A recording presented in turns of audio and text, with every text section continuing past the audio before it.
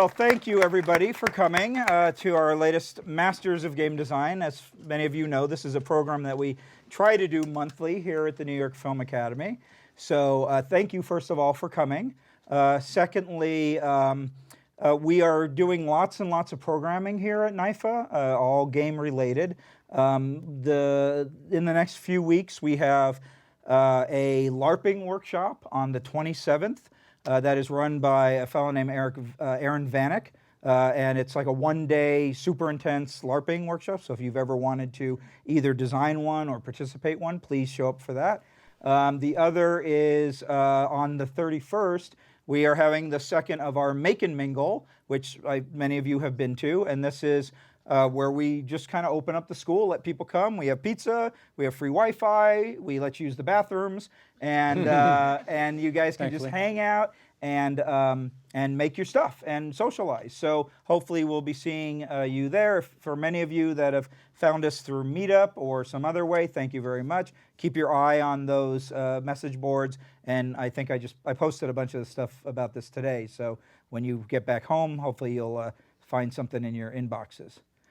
So our guest today is John Zuur Platten, and he is not only an industry professional who, is it fair to say that your expertise is writing? I'd say writing. Yeah, writing, story, and narrative design. Right, but you've also done game design. Of course. And John has done games all the way back as far as, was it the Philips, right? Is your or Sega CD, right? Sega CD was my first game. So he's old school, man. Like me, hey man, I'm older than you. Yeah, exactly. I go back to the Genesis SNES days, so don't feel bad. My first game was 1991. Yeah, well, that's great. Or probably everybody in the room was born. or maybe even later than that. But he also is a faculty member here at the New York Film Academy. So if any of you are interested in attending the New York Film Academy, there's more than a good chance that you either will get John as an instructor, or if you've already attended here, that you have had John as an instructor. But I just want to talk to John about his experiences and all the fun, wonderful stories that have happened over the years. So let's get started. Let's have a big hand for our Master of Game Design, John Zuur Platten. All right, John. So we always start this with a super hard question. Okay. Super hard question is, yes. What is your favorite game? Oh, favorite game that I've worked on, or favorite game in general? In general. Oh, that's a really interesting question. Okay, my favorite game in general of any game that I've ever played was a game that had the most influence on me early on. You set the criteria. Okay. So there was a game, it was a box game, it was a single-player game called Chainsaw Warrior. Oh, and you know it? I know it very well. Yeah, and so it was weirdly set in the Games Workshop universe, and it was a game in which you were a single sort of super soldier, and you had to go through a building that was infected and try and kill this big, sort of demon from the warp, and you had 60 minutes to do it. And the way you played the game was using cards. And so it was a lot like playing solitaire, but with a story. And the first time I played that game, I was just hooked. And it just to this day, I have a copy of it still to this day that I still play occasionally. And they also then recently made an app. About 2 years ago, they made an app of it, so it made it even easier. Yeah. Oh, that's great. So that's probably, like, of all my games that I've ever played, that's really one of the top ones. Of the games that I've worked on, the one that I'm probably most proud of and I would say is the one that's really near and dear to my heart was the first Chronicles of Riddick, Escape from Butcher Bay. We'll talk more about that. Yeah, that was a fun game. It did a lot of really interesting things. It put Vin Diesel in my life, which is also a cool thing. But it was just, it was a really cool experience. And the game to this day holds up really, really well, and is still regarded as one of the top sort of film tie-in games. And a lot of the games back in that era were basically what people would refer to as a license slap, which is basically, you have a movie coming out, so you slap a license on a game, and that's have a game. And Riddick was something entirely different, and it was a passion of everybody involved, from Vin, Starbreeze, everybody right on down, Universal, everybody that was a part of that project wanted to do something unique and different than just put his face on a box. Yeah. And you know, to this day, I think it's still one of my proudest achievements. Yeah, I remember when it came out, and I thought it was great. I Yeah. really enjoyed it. And we're like, hey, this is way better than a game with Vin Diesel in it should be. Yeah. Well, yeah. I mean, it just did so many things, and I love characters. You know, like I'm a storyteller, and I love telling stories with compelling characters. And so, you know, getting able to be able to take a character like Riddick and just have fun with him was just a hoot. I never felt like I was really working when I was writing that one. Yeah. And part of the projects I'm working on now, there's a similar thing. So I just recently wrote Ghostbusters for Planet Coaster, and so got to work with both Dan Aykroyd and William Atherton. Everybody knows who Dan Aykroyd is, I assume, right? And so basically writing race stands, but writing the rest of the Ghostbusters too, even though they just showed up in text, which had the additional challenge for me of making sure that I got them right. Yeah. And then Bill Atherton played Peck. Oh yeah. So he was sort of the FDA bad guy, yeah. the EPA EPA guy, bad guy. And he was terrific and he was amazing. And so writing those characters was super fun. And then I'm also writing Jurassic World. So Jurassic World Evolution, we've done 2 downloadable content packs so far. The last one to release was a Clear Daring download pack. So got to work with Bryce Dallas Howard, which was amazing, and she was terrific. And we spent a good deal of our recording session talking about Star Wars because she's directing one of the Right, Mandalorian yeah, episodes for Mandalorian, Jon Favreau. Oh. And then also we did Doctor Wu, which was B.D. Wong, and B.D. Wong was terrific to work with. And then I've been able to work with all the cast for the original release, and we're about to bring a new downloadable pack out fairly soon. I think it's scheduled to be November, and I can't tell you what it is, but I just finished writing it today. Is it? In fact, I literally finished the last lines of dialogue about an hour before my son Jack in the front row and I came to be here. So there will be rewriting, of course, but the first draft is done. But that's going to be out in November, and if you're a fan of Jurassic World, you're gonna flip. I was gonna say. I can't tell you, but you're gonna love it. Based on, we could play the go through the cast of Jurassic World game, but You could. But You could. instead, And I will tell you that there's a very high likelihood that Ian Malcolm will once again be there. that And must be for fun. fans of Jurassic Park World, you know that he's been there for a long time. Yes. So you're making me jump around a little bit in my Okay, questions, go. but that's Go. okay Yeah. because I that leads into. So what is it like having to write? Because you've written for a lot of Right. well-known characters from movies, the Ghostbusters, Jurassic World. There's a whole bunch of licensed things. Yeah, that, I've done a lot of stuff for DC Comics yeah, and Marvel and Vin Diesel and whatnot. Yeah. What is it like? What is it like to write for them? But more importantly, how do you find their voice? That's a really good question. So I won't start working on writing something until I've done my research. I think there may be some writers in the audience here. And what does that involve? So it involves either, depending on the property, it's either watching the television show, watching the movies, reading the scripts of films. And they pay you for this. Yes, it's part of the process.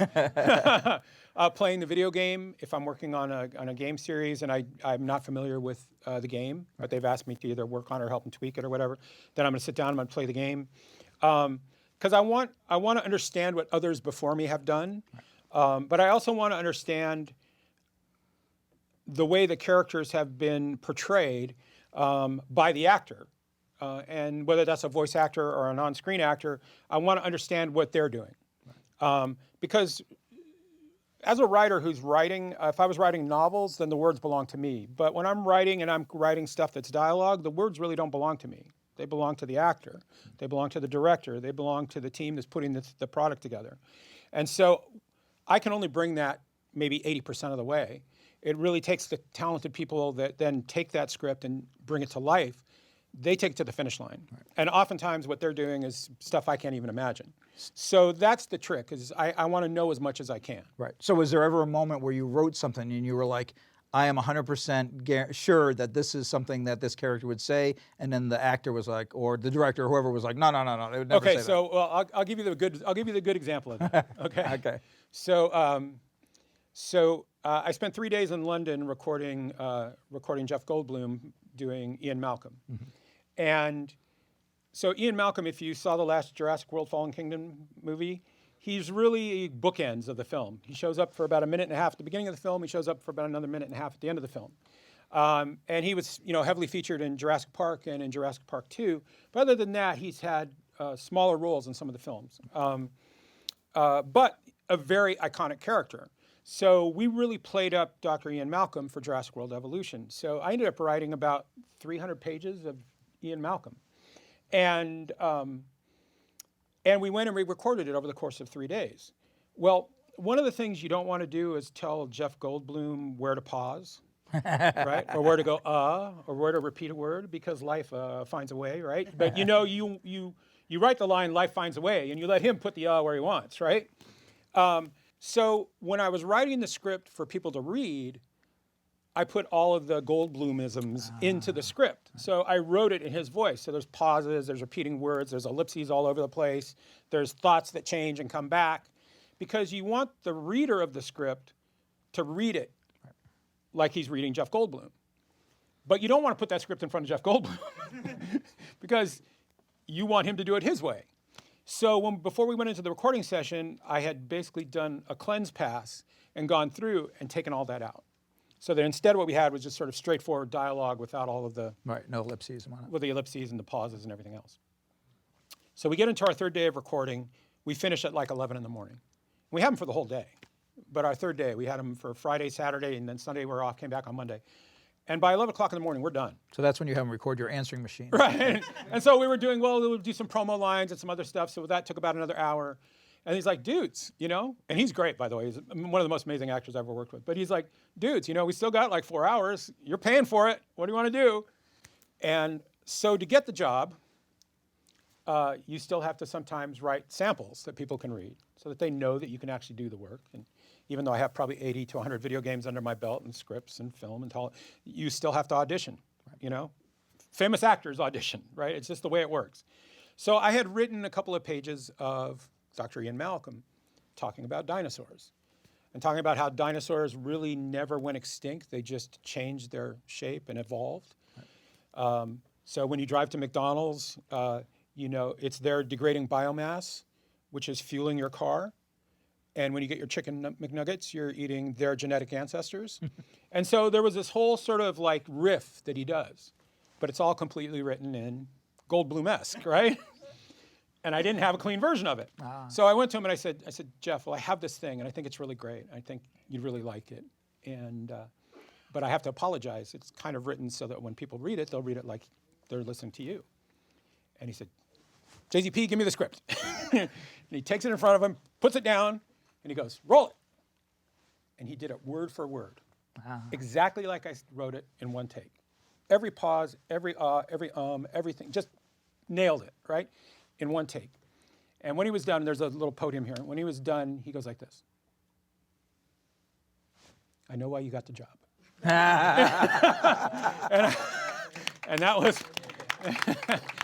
and that was like one of the greatest experiences of my writing career in any game I've ever worked on. So yeah, but that's it. You have to understand the characters. Right. And if you understand I love writing characters. And if you understand the characters and you know their voice, and you know what motivates them and what interests them, you know what they like, what they don't like, you know sort of their language patterns and how they use language, because everybody uses language in their own way. Language is kind of a spoken music, and everybody sort of has their own tune on how they choose to use it.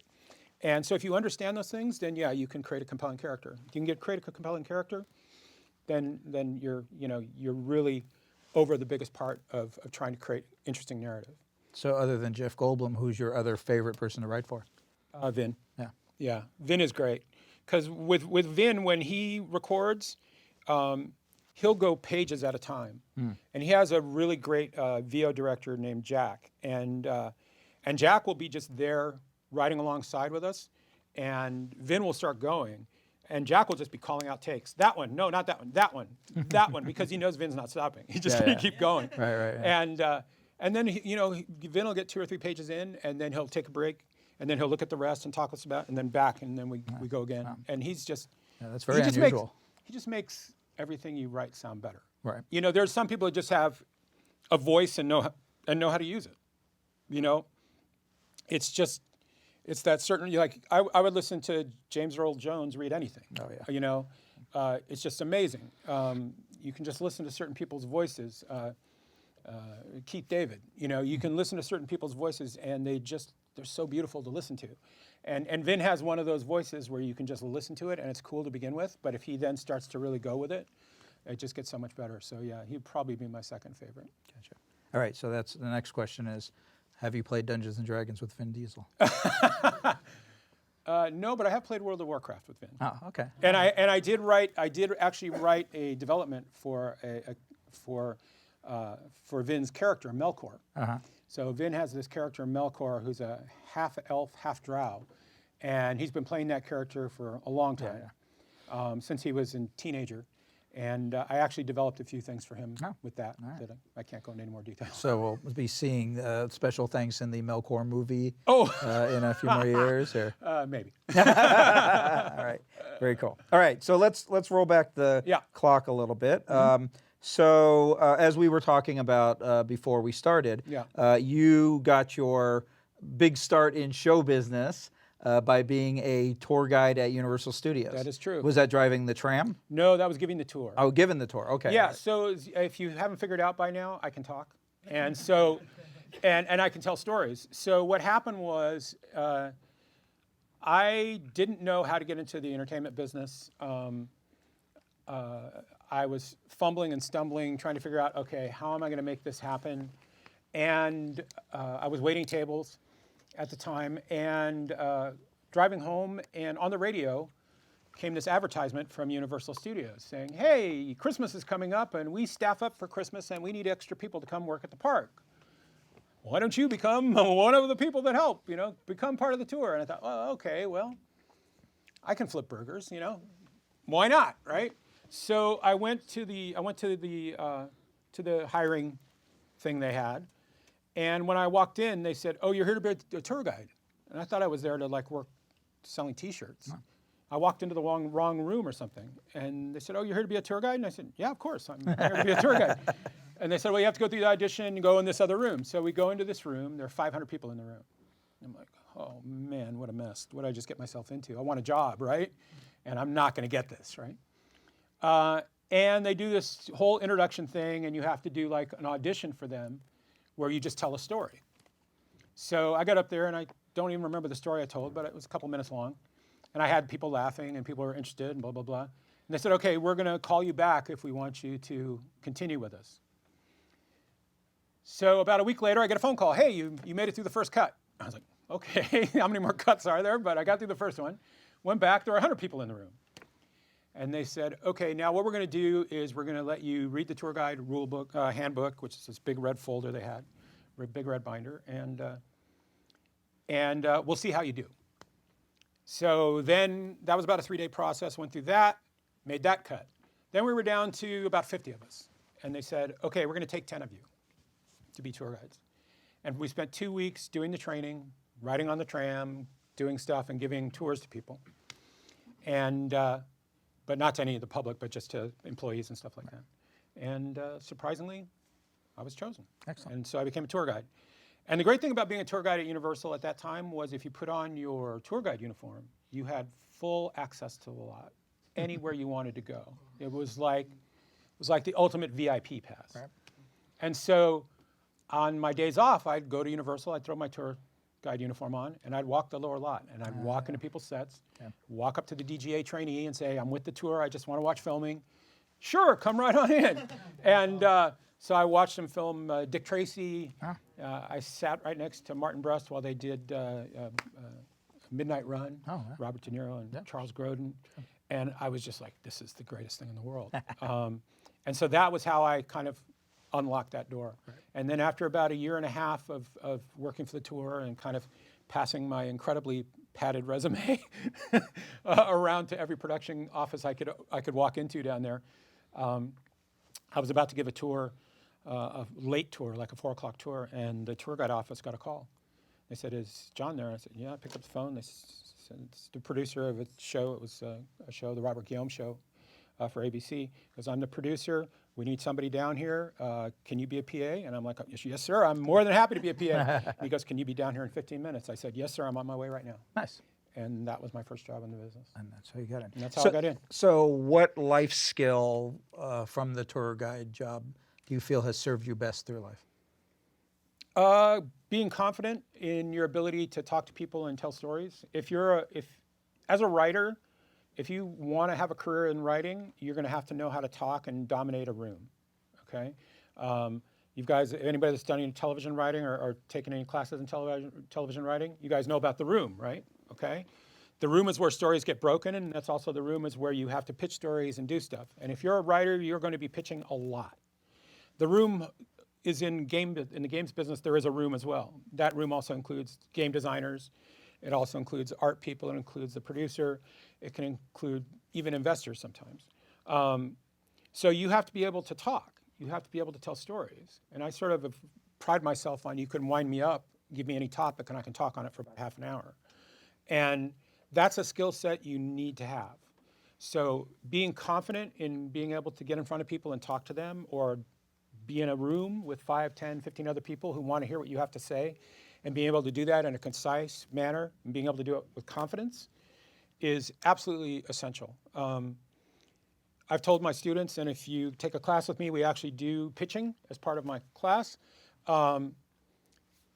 You can never control what you're pitching. Your idea may be great, but the audience for it may have just bought a similar idea, or maybe they're not doing Westerns anymore, or maybe they have no more slots for a sports game this year, or maybe they've decided they want to get out of the app business after you've just given them the pitch for the perfect app. You can't control that. There's nothing you can do to control that. So your idea is going to live or die for a whole bunch of reasons that are completely beyond your ability to have any real say over. But the thing you can always control is you. And so when I'm pitching my idea and I'm pitching myself. And I can't tell you the number of jobs that I've gotten and the number of work that's kept me alive for a lot of years that's come as a result of a failed pitch. Because the idea failed, but I didn't. And so, that's the skill set that I want to always have with me when I go into a room. Is, hey, I know I got this. And even if they don't like this idea, they're going to call me back in 3 months and we're working together. Right. And that's sort of the biggest skill set. And that really came out of being a tour guide and talking to 175 to 200 people at a time and keeping them entertained and engaged and telling them stories about how Steven Spielberg snuck on the lot. That, if you can do that, you can do pretty much anything. Awesome. Yeah. So you worked for a while as a production assistant. I did. And then you worked as a visual effects supervisor. I did. And so how did you transition from that career to gaming? Yeah, that's also a great question. So there's a company called Stargate. Stargate to this day still exists, not the film, if you guys know the Stargate movie. But Stargate, and they actually predated the film, by the way. Stargate still exists to this day. They were a visual effects company. Their most big current project they work on is The Walking Dead. Back then, they were mostly a physical visual effects company. Now I think most of their stuff is digital. This is many years ago. But at the time, I was working for them, supervising and producing visual effects. And one of our client companies was a company called Digital Pictures. And Digital Pictures was doing a lot of the early full motion video games that were showing up on things like the original Sega CD, as well as some PC stuff. And for those of you who don't know what full motion video game is, full motion video game, like if you've like you guys all know about Bandersnatch, it just recently happened. Okay, well, Bandersnatch is 30 years old. I was doing that 30 years ago. As were a lot of people creating these like interactive film narrative things. And Digital Pictures was one of those companies. Well, they had a game called Ground Zero Texas. Ground Zero Texas was aliens invading this small Texas town. And they didn't have the budget to blow up spaceships and full-size cars. So they turned to us because we could do all this stuff in miniature. And so we were doing all these miniature explosions of cars and aliens and buildings and that sort of thing. And who doesn't like to see a good explosion, right? So all of the executives came out to watch us shoot the explosions. Well, if you've ever seen miniature explosions, they're not really that interesting because they go poof and they're done. But when you slow them down to 120 frames, then suddenly they look amazing, right? So you shoot about 120 frames and run the picture back and it slows everything down, everything looks cool. But afterwards we were having margaritas and they said, you know, it'd be really cool. We get so much great stuff from you guys. Why don't you guys do a game for us? And so everybody looks at me and goes, hey, John, you wrote some stuff in some television when you were at Universal. I said, yeah, write a game. I'm like, okay, yeah, sure. When do you need it? Can we have it like next week? Okay, this is Friday, right? I'm like by next week, when do you mean? Like Monday? Sure, yeah, okay. I can, let me take a crack at this. And so we had this footage, Stargate had this footage of them flying with a guy named Clay Lacey, who's pretty famous for his jet gimbal systems and helicopter shots and everything else. We had this footage of flying through the Grand Canyon, which you're not supposed to do, by the way. Right. No. But it was amazing footage. And so I was looking at this footage, and I was going, man, if we could make this into a game, we'd have something. Right. So. And it was all like first person? All first person, was beautiful. So I get home so now I'm it's Saturday and I'm in a panic. I'm just trying to think, okay, I got to come up with an idea. What am I going to do? What am I going to do? What am I going to do? And I couldn't think of anything. So I thought, you know what? I'm just going to go watch some stuff, see what I can get. Right. And the first film I watched was Top Gun. And I finished watching Top Gun and I went, okay, I just got to make Top Gun. Top Gun with that footage, and I'd done it. Right. But I couldn't figure it out because you couldn't control the video. Like, how do you control the video? You can't, right? It's impossible. Nobody can do that. You can control, like, sort of branch, you know, turn the plane left and cut to another shot. But you couldn't control. Right. And Sunday, probably mid-afternoon, I still haven't cracked it. And all of a sudden, I thought to myself, wait a minute. I'm not Maverick. I'm Goose. Mm-hmm. Maverick flies a plane. Goose sits in the back, and he controls the weapons and does all the rest. Okay, go. And I wrote this game called Tomcat Alley, and I wrote it in about 3 hours of frenzy. And basically, this is it. This is going to be the one. And then I found a bunch of pictures, and it wasn't so easy just to, you know, make a document back then. So I was like taking scissors and glue and like gluing pictures and everything else. So brought it back in on Monday, and we took it over to the Sega executives. And they had an office here in LA. And they looked at it and went, this is great. We like this. We need to get it approved immediately. They had a courier fly from Tokyo. Oh. He flew on a plane, came in, picked up the document, went back to Tokyo with it. Wednesday, we got a phone call, you're approved. Friday, we had $1.5 million wired in the bank account, and we were off and running. Wow. And now that game had a very short development cycle, 22 weeks. Yep. So it sounds like it was typical, business as usual. It as was. It turned out to be a monster hit. Yeah. It was really successful. The game did great, and it turned into a really kind of almost like a phenomenon on Laserdisc in the arcades in Japan. Yeah. And I had a career. So one thing I came across when I was reading about it, because I do remember playing the game, but was something called the Active Matrix software. Yes. How did that work? That was 100% BS of us trying to figure out. But that's what I figured. But what it was actually really interesting because we basically took a movie. To imagine taking a movie and cutting it up into bits and pieces and scenes. Right. And then taking those bits and pieces and scenes and putting them into a database and letting the software decide which cut to take. Ah, okay. And that's basically what it was. So we would send you on a mission to hunt a MiG, right? And that mission might be composed of 8 shots. But those 8 shots might be from a database of 64 or 70 shots, and it would choose the shots it wanted. So in a way, it kind of randomized things and did a little bit of sort of like mix and match, which people hadn't experienced before with these kind of games because they were pretty much linear. Right. They were more scene by scene. Right. And once you had sort of figured out the patterns, you could just do it. But with our game, you could figure out the pattern from within each shot. But then that shot would be different the next time you played through because it would drag a different shot in to play after it. And the fact that you had like 64 of these things or whatever was a little harder to keep track of. Exactly. And that was actually something that we created that no one had tried before. We were also the first game to go fully full screen. So before that, all of the FMV, all the video was all in a box. Right, like Night Trap and all Night this Trap, stuff. right. They were all in a quarter of the screen. The executives at Sega said it was impossible to make it full screen. Well, one of the guys they sent over was a guy named, from the UK to help us, was a guy named Elliot Gay. He worked with a company called the Code Monkeys. He's one of the founders of it. And I was sitting there with him one afternoon, and I said, Elliot, I said, they keep telling us we can't do full screen, right? Because I had figured him out, and I'm like, they keep telling us we can't do full screen. I find it hard to believe that no one's tried this before. Right. Really, we can't do full screen, right? And he's like, And he knows what I'm doing. He knows I'm goading him, right? 2 hours later, literally 2 hours after I told him that, he said, John, I want to show you something. He brought him to his office. He goes, do on his keyboard, and suddenly on the TV next to him, it's running full screen. Yes. And I go, my God. And he goes, you think you're flipping out? Wait until we show Sega. All right. And we did show Sega, and they literally said, you can't do this. And he said, well, you can say we can't do this, But here it is. Here it is doing it. So, and then after that, everything that they did after that, full screen. So that was, that was working with talented people who could crack that nut. Right. Well, that's great. That's a great lesson in the that notion of manipulating your programmer to do what you want. You usually beg your programmer, not please. It's easier to manipulate them than well, beg. I think what the thing is in all cases, like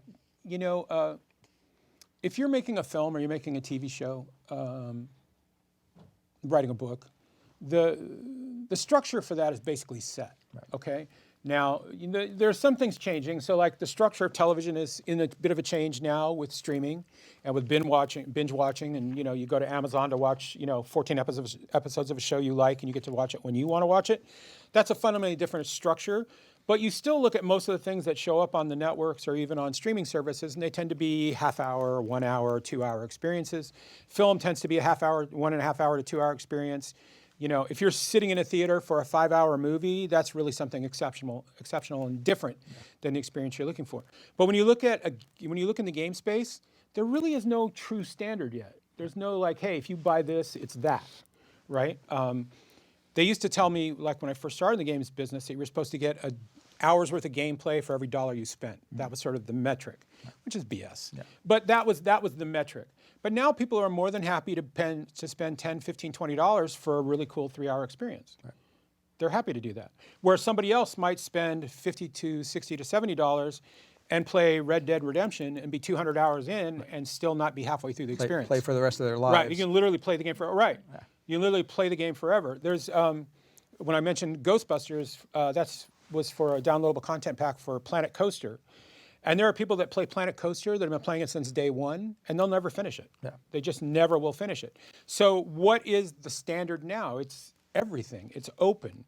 And so when you live in that space, that's an exciting space to be, because that means you can do gameplay people haven't done before. You can tell stories that way people haven't told it before.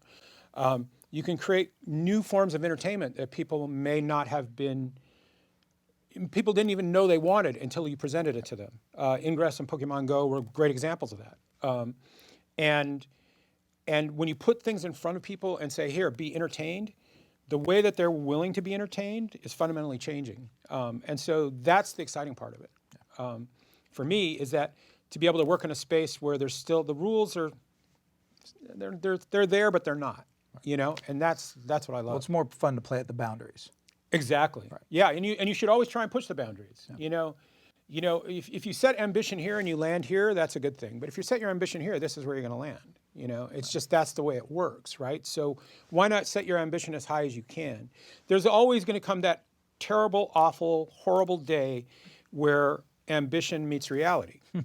That's just the way it works. I can't think of many games I've ever worked on where the number of levels that were designed in the game, or the number of characters, or the number of features ended up in the game. Right. It's always going to reduce. It's always going to be some type of reduction. But you still want to push. The most horrible thing in the world is to figure out the perfect idea 3 months too late. Mm-hmm. Yeah. It's worse than not thinking of the idea. Yeah, nothing worse than a good idea too late. Right. Because I've worked on games where when I get to right near the end of the game, and I'm like, oh my God, if we had thought of adding flying to this thing, it would be perfect. Yeah. But you can't do it. It's too late. But that's why you have sequels. Yeah, exactly. It gives you a But yeah. chance to make the game you really Right. wanted to make, or the one you thought about too late in Exactly. the process. But yeah, so always strive to do as much as you can, and just realize this. Like in the early design phase, in the early sort of like free-form phase, you're spitballing. You've got a dry erase board and a head full of ideas. That's when you want to explore everything. Right. Because there's really no budget associated with that. There's no time constraints associated with that. So why not get it all out there? Because ideas tend to feed on each other. Iteration is what this whole business is about. And ideas tend to feed on ideas and create other ideas. And they tend to sort of like, at some point, snowball and become something that everyone sort of likes and agrees with. And the worst thing you can do is limit yourself in that process. Yeah. That time comes, but don't do it up front. Right. Unless you get silly. Right. Well, yeah, there's always going to be a moment where somebody says profane no. or silly, Right. then you know you've gone too far. Yeah.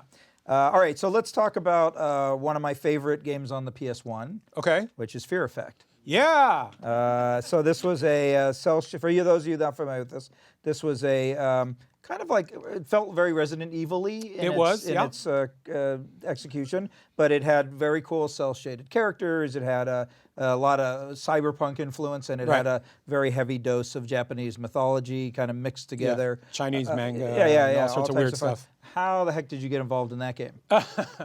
Okay, so the way that came about is I was working for a company called Kronos, and I remember them. Those guys were crazy. They were crazy. They were crazy. And at the time, Kronos was working on a couple of games. One game was basically about being a parasite inside a body. Was that the Dig Dug game? Yeah, it was like a Dig Dug game with where the cube of flesh. Yeah, it was really weird and strange. Yeah, it was very odd. And then IDOS, who was the company we were working with, came and said, we're having so much success with the Tomb Raider. We'd like to do another kind of Tomb Raider-esque type game. Have you guys got anything? And the guy who ran Kronos was a guy named Stan Liu, who's unfortunately passed away last year from cancer, but it was a really, really interesting guy because he was an artist first and sort of a guy who ran a company second. And he was obsessed with an area of Hong Kong, because that's where he came from, that was known as Kowloon District. And I don't know if anybody has seen any images or pictures of the Kowloon District of Hong Kong. It was an area they actually had to tear down, I don't know, maybe 15, 20 years ago. But it was like this city block where anarchy ruled. And people just started to build on top of each other. And so you ended up with these almost like dense hallways where houses and apartments would all be built on one another, and then like cables would just be running across. Somebody needed power, they would just run an extension cable across the street. Right. And then it built up, and it would go 8, 10, 12 stories high. It's the most insane thing. You can check it out on the internet. It's like any modern sci-fi movie. Right, pretty much was based on that. Yeah, it was exactly. But it was just like dystopia brought to life. Just boom, right here it is, right here, right? And so Stan and I got together, and he said, I want to do a story in that world. And he gave me a bunch of information about Chinese mythology. He wanted it to be about Chinese mythology. And he said, can you come up with something? And so, I sat down, I started thinking about it. And really early on, I decided, okay, Tomb Raider is basically Indiana Jones with, a better bra. And so I'm trying to so I'm trying to think okay, that's what they did. Right. And it sort of had it had a tone. Right. And I thought, well, if we're going to go into sci-fi and manga and Chinese mythology about, gods that make you look in a mirror and doom yourself and all this other stuff, I thought, let's go dark. I said, why not? So let's go dark. And then once I, like Ninja Scrolls and stuff like that, and Ghost in the Shell was in my head. Sure, yeah. And so I thought, okay, if we put it there, that's good. Okay, so what could our heroes be? Well, what if our heroes are mercenaries? Right. Okay, I like that. Let's make the lead hero female, because we're there. Okay, because we got Tomb Raider, and Tomb Raider is the success they're after, so give them what they want. Right. Get a female lead. But let's surround her with a team, so it feels not Tomb Raider. There's more characters. And that was sort of my jumping off point. And then I just went for it. And when the people from IDOS saw the initial stuff, they freaked. They went, because it was so different. Right. So different. But they also went, but this is not going to compete with Lara Croft in any way. Sure, yeah, totally. This is going to be such a standalone, different thing. You could put Lara Croft and you could put Hannah Vachel and you could put them side by side on a poster together, and they could stand with each other on a poster because neither one was in the same universe. They were just in two totally different places. Right. And then after that, it was just writing the entire game out. The game itself turned out to be much bigger than we expected. Yeah, it was a 4-disc game, which was pretty amazing Epic, for a PS1 game. A lot of that was because the backgrounds weren't static; they were actually streaming video. I was going to say the only other one that I could think of that was that big was Final Fantasy VII, right? Yeah, yeah, and the video game adaptation of Blade Runner that was back in that era It was horrible. Yeah, but they had done something similar, but they were like animating parts of stills. Yeah. Whereas we just decided it'd be really cool. Well, me decided that it would be really cool to just have film running all the time, and so we had these loops of animation. Some of them would be 10 or 15 seconds, and some of them were a minute long, that were running behind the gameplay, and it just created a really unique look for the game, like nothing people had seen before. I remember when I was working on Abe's Odyssey, we looked at the game and kind of went, oh yeah, we kind of figured out, oh, that's what you're doing, right? And they did a very similar thing in that game as well. Yeah, we sort of broke some ground there in terms of what people were willing to let us do. Fortunately, our producer, a guy named Tom Marks, totally believed in it. And every crazy idea that we would come up with, he would kind of shake his head and he'd go, well, let's see what it looks like. And then we'd put it up and we also did some stuff that was fairly innovative and risque. It was small R. Yeah, it was very... there was some sex in there. There was some pretty extreme violence. Yeah. Hannah Vachel was bisexual. And it wasn't done for the sake of, hey, let's just tweak everybody's noses. Right. It was about... I firmly believe that if the story needs it, or if the story is better with it, embrace it. It felt like it fit. It felt like it fit. Yeah. And it was a further way to sort of distinguish her from Lara Croft. So we did a lot of that. And we had, I think, 6 or 7 different endings of the game, and 4 of them were pretty bad. Yeah. I mean, they were cool, but they were miserable if you had played the game all the way through and got that ending, because it was tragic. It was like, it wasn't a happy ending.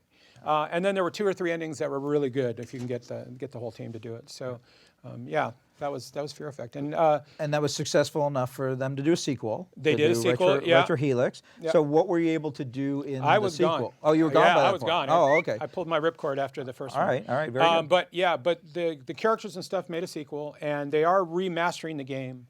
Square Enix now has the property, and they're remastering it for current generation consoles. Oh, great! So, now, were you involved in Sedna as well? Yeah, I was involved in Sedna. Yes. Okay. So basically, they came to me and said, here's what we want to do with Sedna. They wanted to do a top-down isometric, but they wanted to do it in the Fear Effect universe, and so I helped them with the characters and that sort of thing. Why that decision that when Fear Effect's, like, one of its strongest features was its very striking visuals? I completely agree with you. But this was they had I think they had a budget that they could work with, which was partly Kickstarter and partly Square. Right. They had some experience doing these top-down isometric games, and they were huge fans of the property, and so they were able to get the property. Everything is a license, right? Every property you create ultimately becomes a license in some fashion, and some things work as licenses in multiple platforms, and some things are really kind of licenses for what they were. Right. But I'm excited to see what happens with the next Fear Effect. Yeah. All right. By the way, just as an add-on question, what was it like coming back to that franchise after 17 years? Or it was amazing. Yeah. Yeah. Hannah is still really near and dear to me. She was the first real heroine that I wrote an immense amount of material for. Like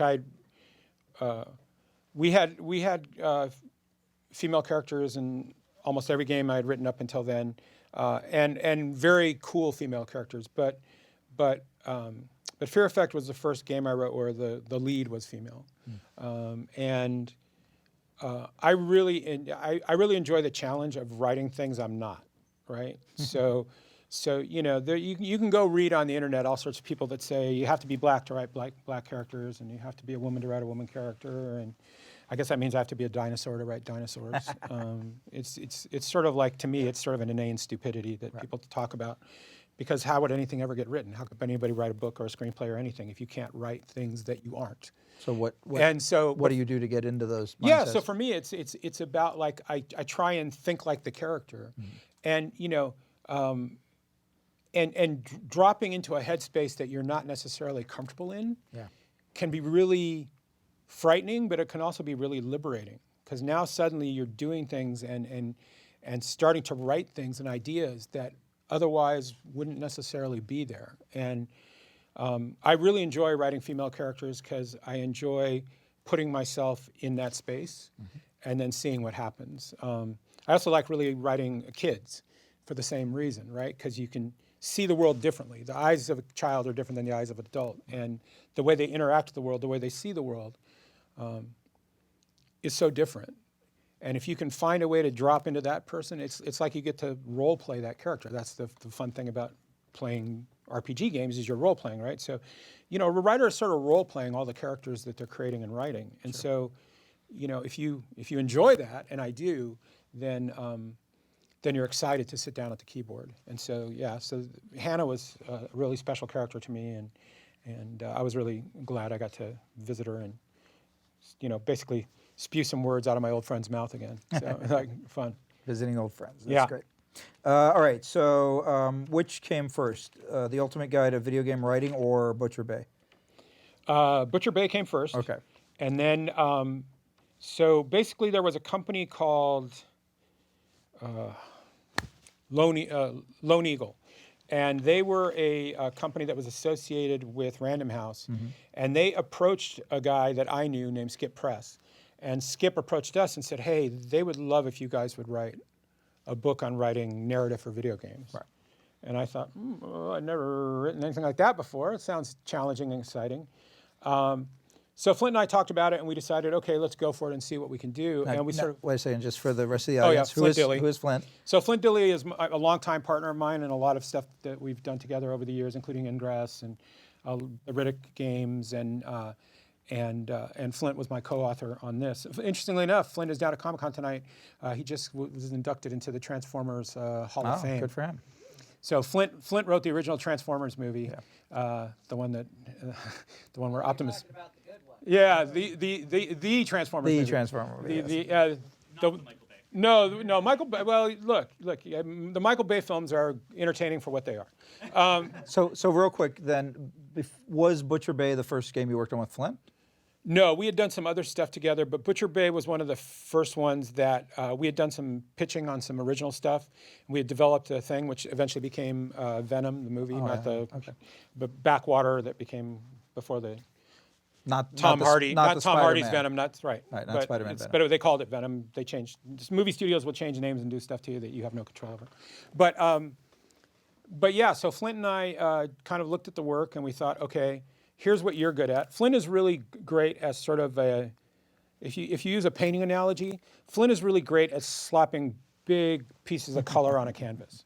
Like he's great at just getting in there and just going, okay, here's some really cool ideas and just throwing them down. And I've never met anybody more amazing in the room when it comes to just like spewing concepts and ideas. And I'm more of the guy that goes in with a detail brush, and goes, okay, we got to put all the happy little trees in. And so we sort of thought, okay, you know what? Let's do it that way. You kind of create the structure of this thing. I'll chase you, and I'll fill in as much detail as I can. And so that's sort of the way we wrote the book. And the really great thing about writing the book was I learned a lot about my process. Yeah, it helps codify what your yeah, beliefs because are. so much of what you do, you just inherently do, Right. right? When I sit down to write a script or to write a game design or whatever it might be, I don't go, okay, now let me get out my check sheet. Yeah. Tick, tick, tick, tick. It's not like flying a plane where you go, okay, we have to, you just do it. Maybe it should. Right, maybe it should be, but you just do it. But when you have to now go back and explain to people why you write characters the way you write them or why you structure a narrative the way you structure it, when you have to explain the reasons and thinking process, the thought process behind that, it's kind of helpful for you. Oh, yeah. Yeah, and so I learned a lot about me by writing it, how to do it. Yeah, it's a very similar experience I had. I felt that I had to essentially defend my BS. Right. Like as I would say things in the Right. room, or I would, when I was talking to other people. But then when I actually sat down and was kind of confronted with the cold hard reality of the page, I Right. go, well, do I really believe that or not? Right. And if not, what do I believe? Right. So Yeah. I think for me it was this very similar thing. Like it was a great and it way to was- hone my beliefs. And it was a little bit cathartic too, because it was like, any creative is always filled with doubt. I mean, it's just part of the process. So if sadly. if you want to be in any creative medium whatsoever, whether it's writing or acting or being a musician or stand-up comic, I don't care. Whatever you want to do, there's always doubt associated with your craft, okay? Because you're constantly judged. Your craft is constantly judged, right? Your craft is constantly critiqued. It's part of the process. But it was really kind of very comforting for me when I got to the end of it. I thought, you know what? I've made a lot of games. The bills get paid, the lights stay on, the kids get fed because of what I do. Maybe I'm okay at this, And it was really kind of good for me to write the book. And we're maybe talking about updating it and bringing it up to speed, because the world has changed so much since we wrote the book in terms of big changes. apps and social media and streaming and all kinds of new storytelling. There's sort of the kind of weird storytelling we did with ARGs and Ingress. But we also have, this new thing happening, not only with VR and AR, but emergent storytelling. People are telling stories on Instagram. People are telling stories in places you wouldn't expect them to tell stories. Well, that's because humans love to tell stories. Yeah, exactly. And we'll find whatever we can. And the truth of storytelling is always the truth of storytelling. It doesn't matter the platform. There's sort of universal truths of storytelling. It goes back to when we were, sitting in furs around a campfire, right? I mean, those truths never change. I mean, the way we entertain each other and the way we continue to entertain each other is by telling stories to one another. So that's always going to be there. But the method by which we do it and the platform on which we do it, it's just light speed now in terms of things that you can do and the way things are changing. So yeah, it's definitely in need of an update. Right. Do you ever find yourself doing what I do, which is occasionally go back to your book and read something to remind yourself? Yes, and in fact, if you are considering coming to NYFA, you'll be doing some stuff out of the book, as my students can attest. That's right. We do stuff out of the book, and the thing I tell them is, I use that to this day, and for some of the classes that I've had, I've literally brought in current work and shown them, literally. Like, I tell you when I fill out this template that I do this, here, I got paid to do this last week. Right. The process, once you find it and you're comfortable with it, you kind of go back to it. Yeah. It's your one of your secret weapons, right? You gotta, exactly. Well, people say, how do you write, how do you write a book? Or like I just did 350, 400 pages on Jurassic World. So how do you write a 350-page, 400-page script? How do you write that? One word at a time. That's right. One page at a time, one word at a time, one line at a time. That's how you write it. Exactly. And so, attacking the process and having sort of the confidence of knowing, okay, this is a long road in front of me, but I know how to get to the end of that road, so let's get to it. That's what a lot of understanding the process can help you do. Well, I think you just answered my next question, which Cool. was about Butcher Bay, which was what was your strategy for writing a game based on a movie, and how does the writing for the screen in video games, writing for screen for theatrical, differ from writing from a video game? So first point. So there's a really great video game producer. He now produces esports, a guy named Pete Wannett. Pete Wannett was at Universal for a lot of years. And Pete was our producer on the original Chronicles of Riddick Escape from Butcher Bay. And there's a line in the film where the character Johns mentions this slam named Butcher Bay. And Vin thought, you know what? Let's separate the game from the film, but have it tie back into some element of the film. What if the game is the remembrance in that moment? It's like the split-second remembrance of Riddick when he hears Johns mention Butcher Bay. We thought, okay, that's cool. And then we sat down with Pete, and Pete said, okay, so this is it. This is the story of the game. Okay, go. So it's your occurrence at Owl Creek Bridge Right, yeah, with Vin Diesel. He goes, when the game begins, Riddick gets captured and he gets thrown in the slam. When the game ends, Riddick escapes. Figure out the rest. And we went, okay, we got a we got a beginning, we got an end.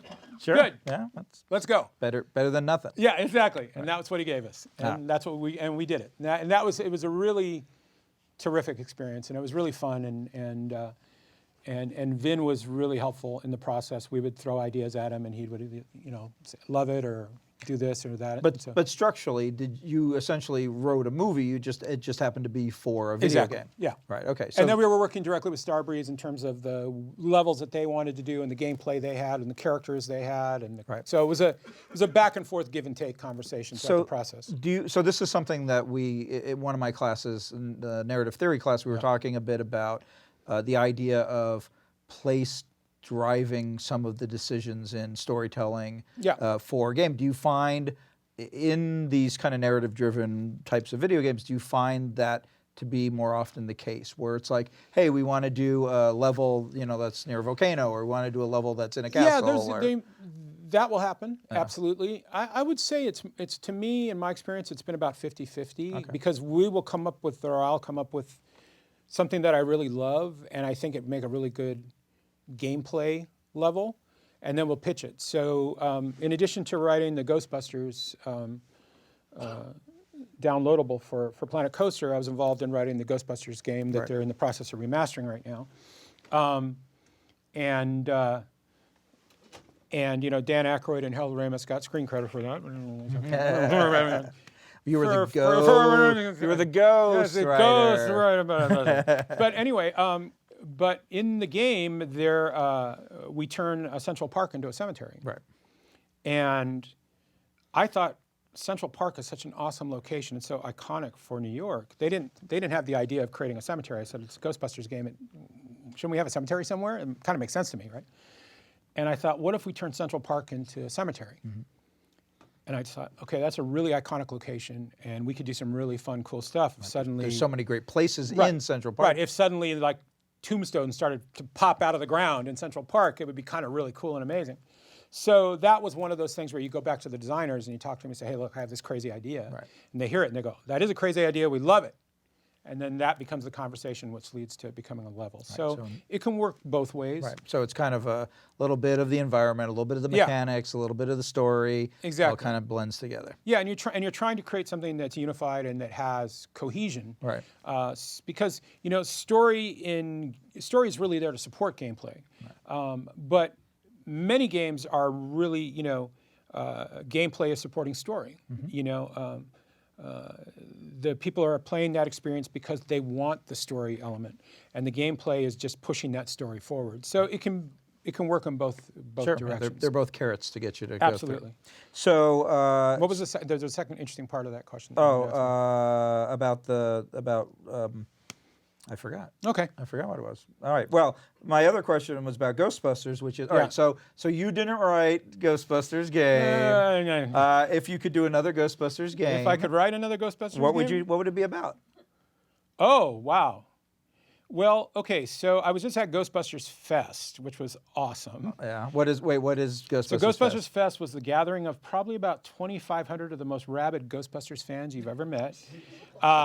We did a screening the night before the event downtown, where they actually screened the original Ghostbusters film with Dan Aykroyd there and Ernie Hudson, Ivan Reitman, the director, Jason Reitman, his son, who's directing the next one. Mm-hmm. And they screened the film, and there's nothing like seeing Ghostbusters with a room full of Ghostbusters fans. Was it like them amazing. Reciting everything back, or just enjoying it so much? Okay, Yeah, they didn't. It wasn't like going to Rocky Horror, but literally like every joke lands. Everything is like they cheer the moment when the garage door opens and the Ecto 1 pulls forward and you see the license plate and the lights. They go crazy. They go nuts. It was so much fun. So. So Jason Reitman is now in production on the next Ghostbusters film, which is sort of putting the Ghostbusters 2016 kind of in the side. It's not really, I think, canon. Yeah. for a number of reasons, which we don't need to discuss. No. But the new film is using the original characters. Most of the original cast is coming back, and then they're introducing some new stuff. So if I could do my Ghostbusters game that I'd really want to do, or a Ghostbusters story that I'd really love to do, I would love to do the story of Slimer. Oh. And I would love to tell the Ghostbusters story from Slimer's point of view, and I'd like to figure out what the origin story of Slimer is. Well, okay, I'm going to go off the path for a second then and ask a question that's always tormented me. Yeah. Which is, we've seen, like in the original mostly my point of reference is the first two Ghostbusters movies. Yep. So in Ghostbusters, the movie, the original one, we see like the taxi driver, right? Kind of the Correct. undead taxi driver. And in the second one, we see the Fratelli boys, the two convicts, right? Yeah. And those guys are, for the most part, human looking. Right. What the hell was Slimer? Like, what was he? Was he even human to begin with, or? I don't know. All right. That's what I'm saying. I'd love to know. I mean, like, how do you go from like human taxi driver to like big booger? Well, yeah. I mean, but that's part of the fun of creating a property, and part of the genius of Dan Aykroyd and Harold Ramis in creating Ghostbusters is they created an ecology of ghosts. Yeah. Right. So it wasn't just Casper, Right. It was everything, right? So you have spirits, you have ghosts, you have people that are possessed, you have And not only- reanimated dead. Don't even get into the cartoon, right? Right, Because and they the hit like cartoon, everything. right? And it all works. It's all in that universe. Well, they're monsters, right? Right. They're So- just different types of monsters. Right, and so you can do a possession story in the Ghostbusters universe. You could make Ghostbusters a hard R horror movie without even trying. Right. I mean, it would take zero effort to turn Ghostbusters into something that's truly terrifying, because all the elements are there to do it, right?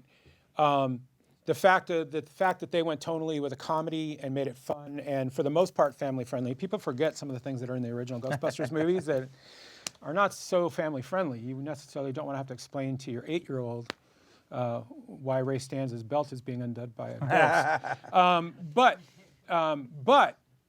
But that being said, for the most part, it's entertaining for everybody. Sure.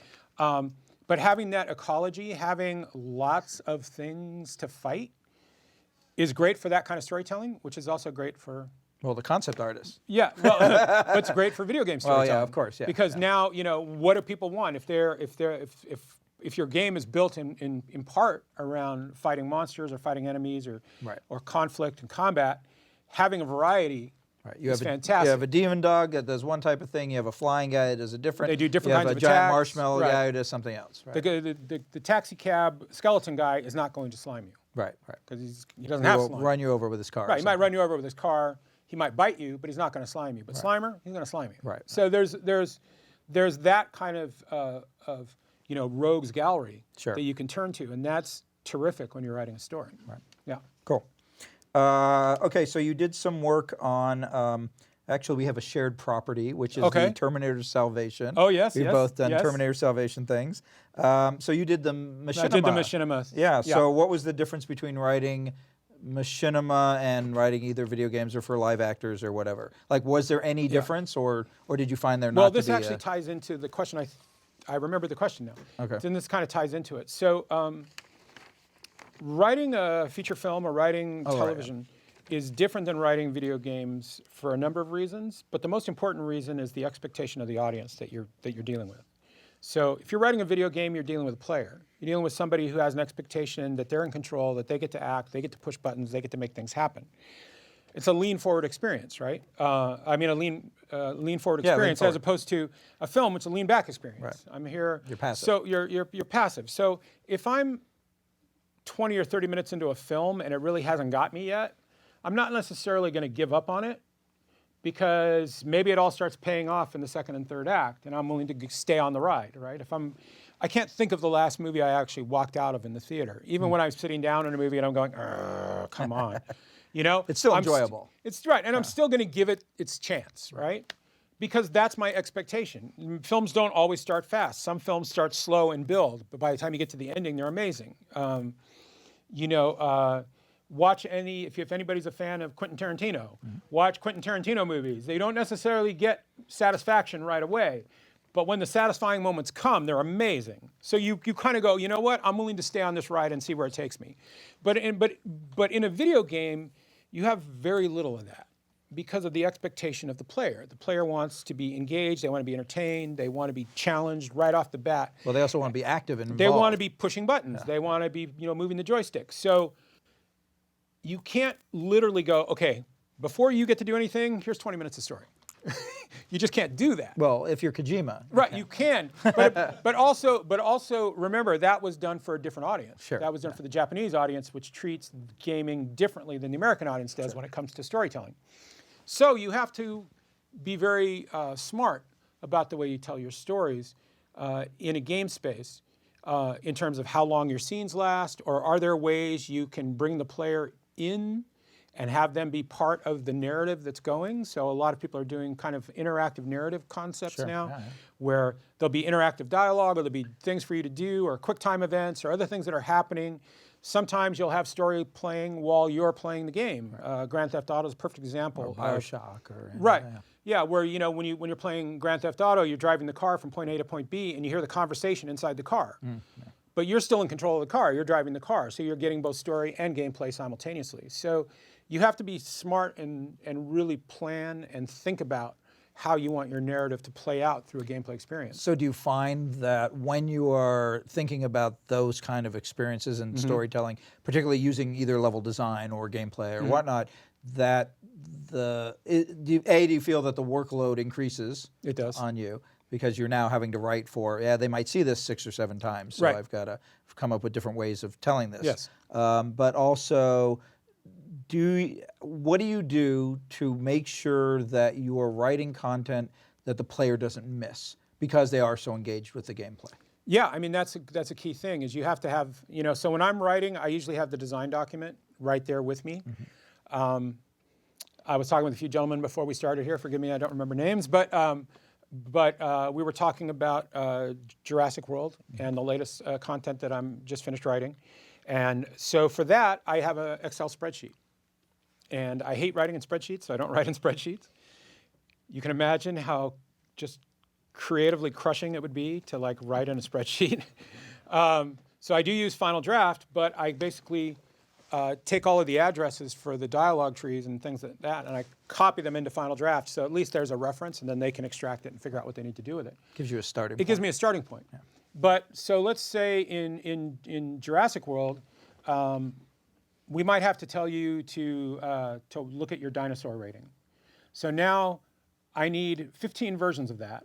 So you need to tell people that information 15 different ways. Okay? So now step one is, okay, how many ways can I say this, right? So now you're starting to think of all the ways you can say it. Step two is that has to be said in the voice of the character who's saying it. So now you have to do that. So you do, okay, I got 15, boom, I got those done. Now I have to do 15 successes and 15 failures. So now you got 45 lines. And now there's only 5 more characters saying the exact same thing. So now you got to do 240, 250 lines of these characters, and everyone has to be unique, and everyone has to sound different, and everyone has to sound like that character. So yeah, you're constantly thinking of it. And sometimes it does drive you a little batty. And that's why Jeff Goldblum has 300 pages of content That's that he correct. has to read. Right. And you don't want Jeff Goldblum to go, oh, didn't I say this line 2 pages ago? Right? Because he'll point it out, because he'll remember. So yeah, so you now have to go back and go, okay, I need to make sure that everything that I'm doing is unique and different and new, that's throwing a twist on something. So it becomes a real challenge. I mean, that's, one of the skill sets you acquire if you start doing all of this is you kind of learn really quickly how to tell people to do things in a lot of different ways. Right. That NPC dialogue. Yeah, NPC dialogue. So let's talk about another challenge. You worked on a game called Dragon's Egg. I did. And that was a mobile game. It was. But mobile is traditionally not a medium where story is maybe at the forefront. That's right. So what were some of the limitations that you encountered about storytelling? And should a developer even try to tell an engaging story on that platform? Yeah, I think people can tell engaging stories on mobile, but I think you have to do it in a smart way. You have to do it in a way that sort of takes advantage of what mobile does well. Right. And what mobile does well is immediacy. Right. What mobile does great more than anything else is if I want a story right now, I can pull it out of my pocket and get to it. If I want a gameplay but should that story be long? Right, that's the question, right? And that gets back to the expectations game. Like, If it's something that I'm willing to do for 10 or 15 minutes while I'm having a coffee at Starbucks, then yeah, okay. But do I want to hunker down with my phone for 3 hours of an experience? No way. Right.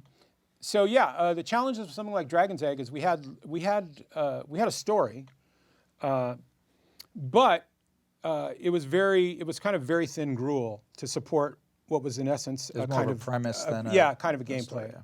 And it just depends on it really depends on the platform. So Ingress was all story driven. Right. Ingress was all about story, and it was about getting people into the world and interacting with the world. We would have actors show up at events and play in character. So we did ARG elements. We did all kinds of crazy meetups. Well, that's what I was going to ask you. Which we called the was Anomaly series. The difference between Dragon's Egg and Ingress Yeah. is story. That's right. It's 100%. What do you think? Like, what was it about Ingress that promoted story where some other more typical type So of the thing game? the thing about Ingress is that the story just didn't live in the app; it lived in a number of different platforms. So we had a web-based component where we had websites that were dedicated to the various characters where story would play out. We made comic books. Jack, my son, actually helped me for a couple of years when we did the Ingress report, and we would go out once a week and shoot and edit, an entire story-driven thing about the game itself, plus the players, plus what was going on around the world, pushing the narrative forward. We would have different Anomaly series that would be thematically based around a 3 to 4 month story arc that we would build on. We had Emergent Storytelling happening from the agents. So that was a different kind of like play with it and see where it takes us storytelling. I ended up writing 2 books that were written under a pseudonym. That was written under Dan a character. Aykroyd and Yeah, it was, but written under the name of a character that the character lived in the story. right. So that kind of stuff is really interesting and engaging. But that's not just using the phone. The phone becomes a gateway. well, it's the transmedia aspect, Right. Like, and I'd say the same thing about Pokemon Go. Like, if people would say, like, what's the Pokemon Go story? I would tell them the same thing. I would say, get the visual aid here. So when people were playing Ingress, this was the Ingress hunch, right? So, and when people playing Pokemon, you could tell people are playing Pokemon because they're doing this. Everyone's doing their flicks, Pokeballs. Well, here's the thing, though. But the story of Pokemon, the story of Ingress, wasn't here, right? It was here, right? So it was like, at the height of the Pokemon craze, you could go to the Santa Monica Pier, and there were 5,000-6,000 people on the pier all playing Pokemon, right? All playing Pokemon Go. So what was the story of Pokemon that night? It was getting together with your friends. It was going to Santa Monica. It was maybe having a great dinner or maybe getting some beers or whatever, right? And finding a really great place that serves amazing pecan pie. And then you went to the pier. And then at the pier, you met people from all around the world and you were playing Pokemon with them. And you didn't know that he had, and I do that and that's how I make that happen. And you have this whole adventure. And then you're out too late. And you told mom you'd be home by midnight, but it's 12:30 and you're screwed because she's going to yell at you when you get home. And now the next day you're talking with your friends. Oh, mom. My mom is so upset that I'm playing. Right, all that story, that's the story. That's the story of Pokemon. That's the narrative. Sounds like, I was going to say, it sounds like the thing that you're describing, though, Yeah. is at least what I call the narrative versus the story, right? The story Right. being the thing the author creates, Yeah. the narrative being the thing the player Right, creates. when people are playing your ray guns and rocket ships, Yep. right? When they're playing that game, they're creating a story. You Right. provided the framework by which that story can happen. Right. But it's their story. Yeah. Right? Yeah, it's absolutely. using your characters, it's using your methodologies, using your rocket ships. But the it's using- outcome is hopefully going to be different Right, each time. and the story is not just what happened playing the game, it's the entire experience of coming together to playing the game.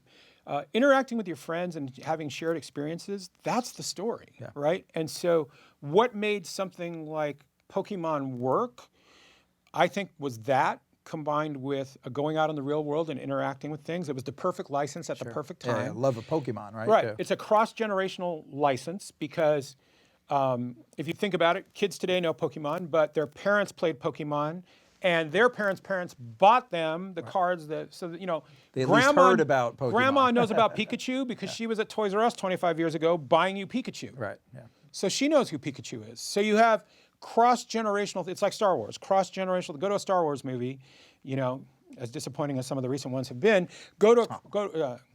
that's everyone has a different feeling. I have my own opinions.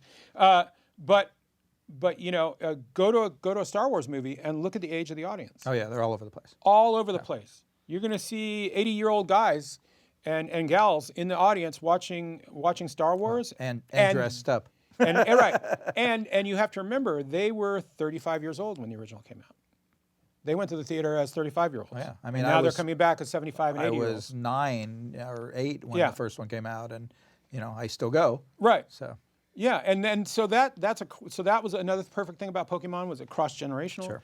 And you have to remember too that when it blew up, when it became insane, it was the summer of 2016. What else was happening in the summer of 2016? We're all dying of heat stroke because we were playing Pokemon Go. But not that I remember, but it might have happened. It was pretty warm. But it was also a very volatile time in American politics. yeah, Oh, yeah. And so people were so if you remember, that was there was a lot of anger on almost every side of the aisle. people wanted to break. And people were mad at each other, and people were yelling at each other. And then suddenly this thing came along and reminded people that ultimately we're all here for a limited amount of time, and why not make the best of it? And you got a chance for everybody to get together and have fun doing something together. And I think it was the needed break. So how do we apply that to the political system today? Yeah, I don't know, but I mean, we don't- you can game the political system as we're finding out. That's true. But the truth of it is that I look at it as a creative, I look at people as inherently good. Yeah.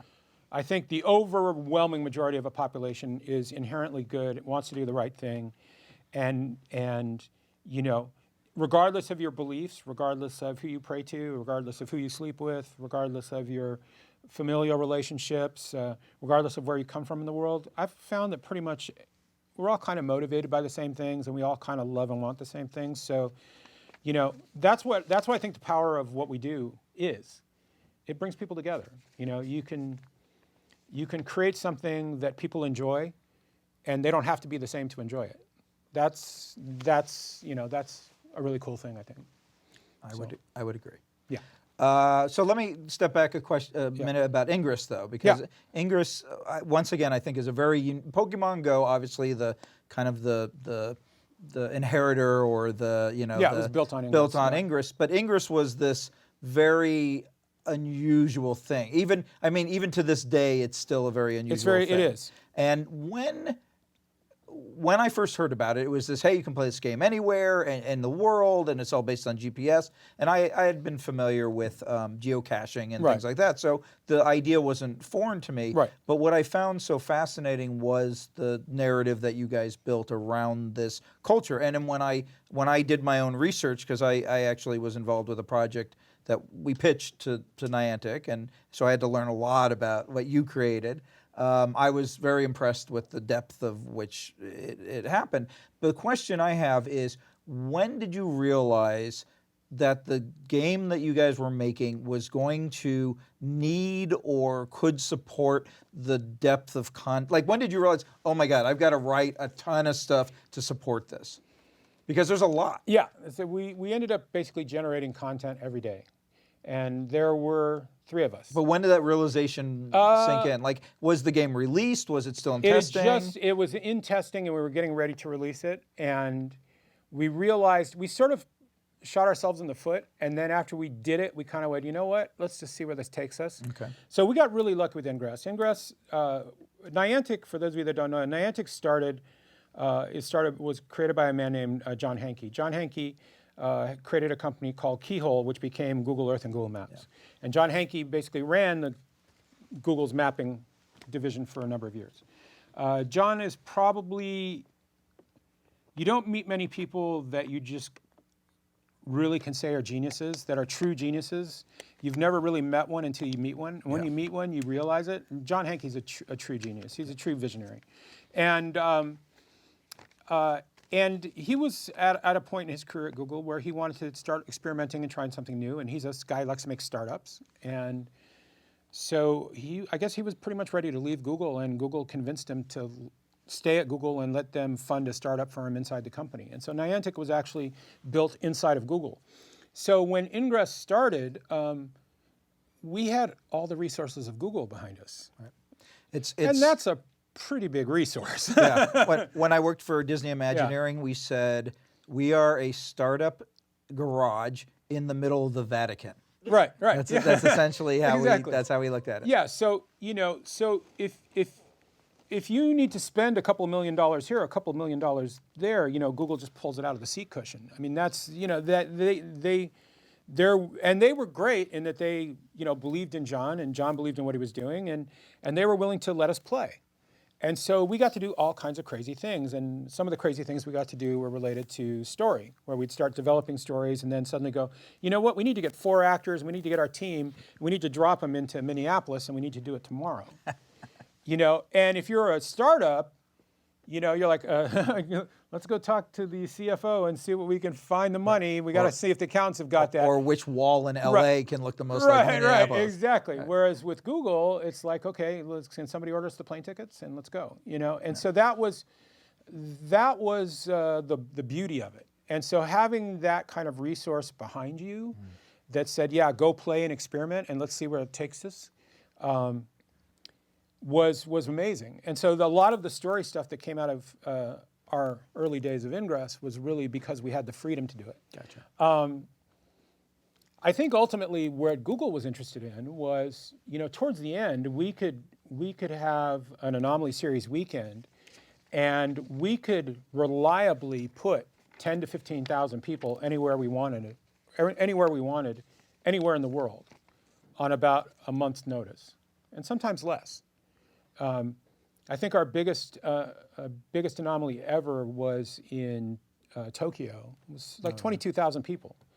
We would do an anomaly here in Los Angeles, and we could easily draw 8,000 to 10,000 people to come and play Ingress on the pier at Santa Monica. We could get them to do that. And if you think about Google's business model is data that they then monetize by selling to advertisers. And so you can tell it, you can take an ad on the Super Bowl, and you're going to get billions of people to look at your ad. But if you're trying to sell somebody a Lexus, how many of those billions of eyeballs are actually in the market to buy a Lexus? So you're sort of hitting that audience with a shotgun and praying that you hit a few of your targets. Google's methodology is they're tracking everything you do, whether you opt in or not. You have Gmail, you opted in. You use any Google service, you've opted in. Yeah, well, are you on the internet? You're in, right? If you have a cell phone in your pocket, you're in. Don't think that you opted out because you don't use Facebook. And you're in. And if you're using a Russian face app, you're in, right? Yeah. Like the 150 million other people who've used it so far. So the thing is that all that data can then be creating various profiles. And so what they can do with that data, look, here's the bottom line. Google doesn't give 2 rat's asses about you as an individual. They just don't care. No one's spying on you. But you're not important enough. Trust me. You're just not important enough to be spied on. The effort it would take to spy on you is not worth it. However, the data that you're providing them is 100% monetizable. And so what they're doing is they're taking all that data and they're creating profiles based around your income, your race, your interests, where you like to go, what you like to eat. Every time you use Google Maps, you let them know where you're going. They figure that out. So they took all that data and they put it together and they go, this person has been making a lot of references to a Lexus recently in their emails. And they've been searching the web quite a bit looking at Lexuses, and half of their photo gallery has Lexuses in it. Let's push a Lexus ad their way. And so now that shotgun becomes a sniper rifle, right? Because now they're hitting the exact target they're intending to hit. Now, take it to Ingress. I can put 10,000 people at a Lexus dealership on the day you want them, at the time you want them, engaged and on that spot. I can make that happen. That's, I think, what they were interested in. Gotcha. But that's not official, and I don't work for and I don't work for Niantic anymore, so that's my opinion. Well, what about using that data then for storytelling? Like, I mean, 100%. You're using it to get them to a physical location. Absolutely. What kind of? Well, even advertisement is telling a story. Sure. Okay. Right. Yeah. I mean, it's all story. It all goes back to story. So if people now are doing a lot of people are doing escape rooms, right? So you're basically willing to go kind of play a real life game for an hour where you're trapped in a room and doing a bunch of puzzles. People don't mind going places and interacting with the world in fun, interesting ways.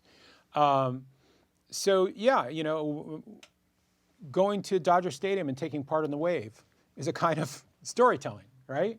That desire to go out and interact with the world and recontextualize it is basically what Pokemon did. It's basically what Ingress did. You know, when you play Ingress, you're not a player, you're an agent. Sure. So you start right off the bat by getting put into the narrative. You're part of the story the moment you start interacting with it. For those of you that did Pokemon, what are you? Pokemon trainer. You're correct. You're not a Pokemon game player, you're a Pokemon trainer. You're already part of the fiction. If you're playing Wizards Unite, you're a wizard, okay? You're not a player. So you're already kind of trying to start break down those barriers between reality and fiction. It's the Disneyland guest mentality. Exactly right. And it's once you've got that suspension of disbelief in place, keeping it, holding on to it.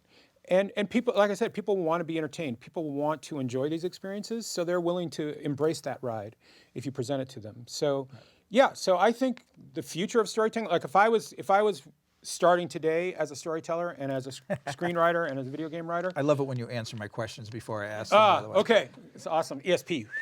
No, but if I was starting today, right now, I'd be trying to figure out where people are going to be 5 years from now, and where people are going to be 5 years from now is not necessarily sitting in a movie theater. They're really going to be doing different things, and I think the phone holds the key. I think smartphones, I think virtual assistants, I think Siri and Google Assistant are going to play a big role in storytelling moving forward because they're sort of AI. They're AI personalities that now live in our houses. Did you hear about Nolan Bushnell's board Yes, game? yeah. I played that about 6 months ago, and yeah, it's pretty amazing, right? You've got this little box, and now it becomes a storyteller. It's part of it, right?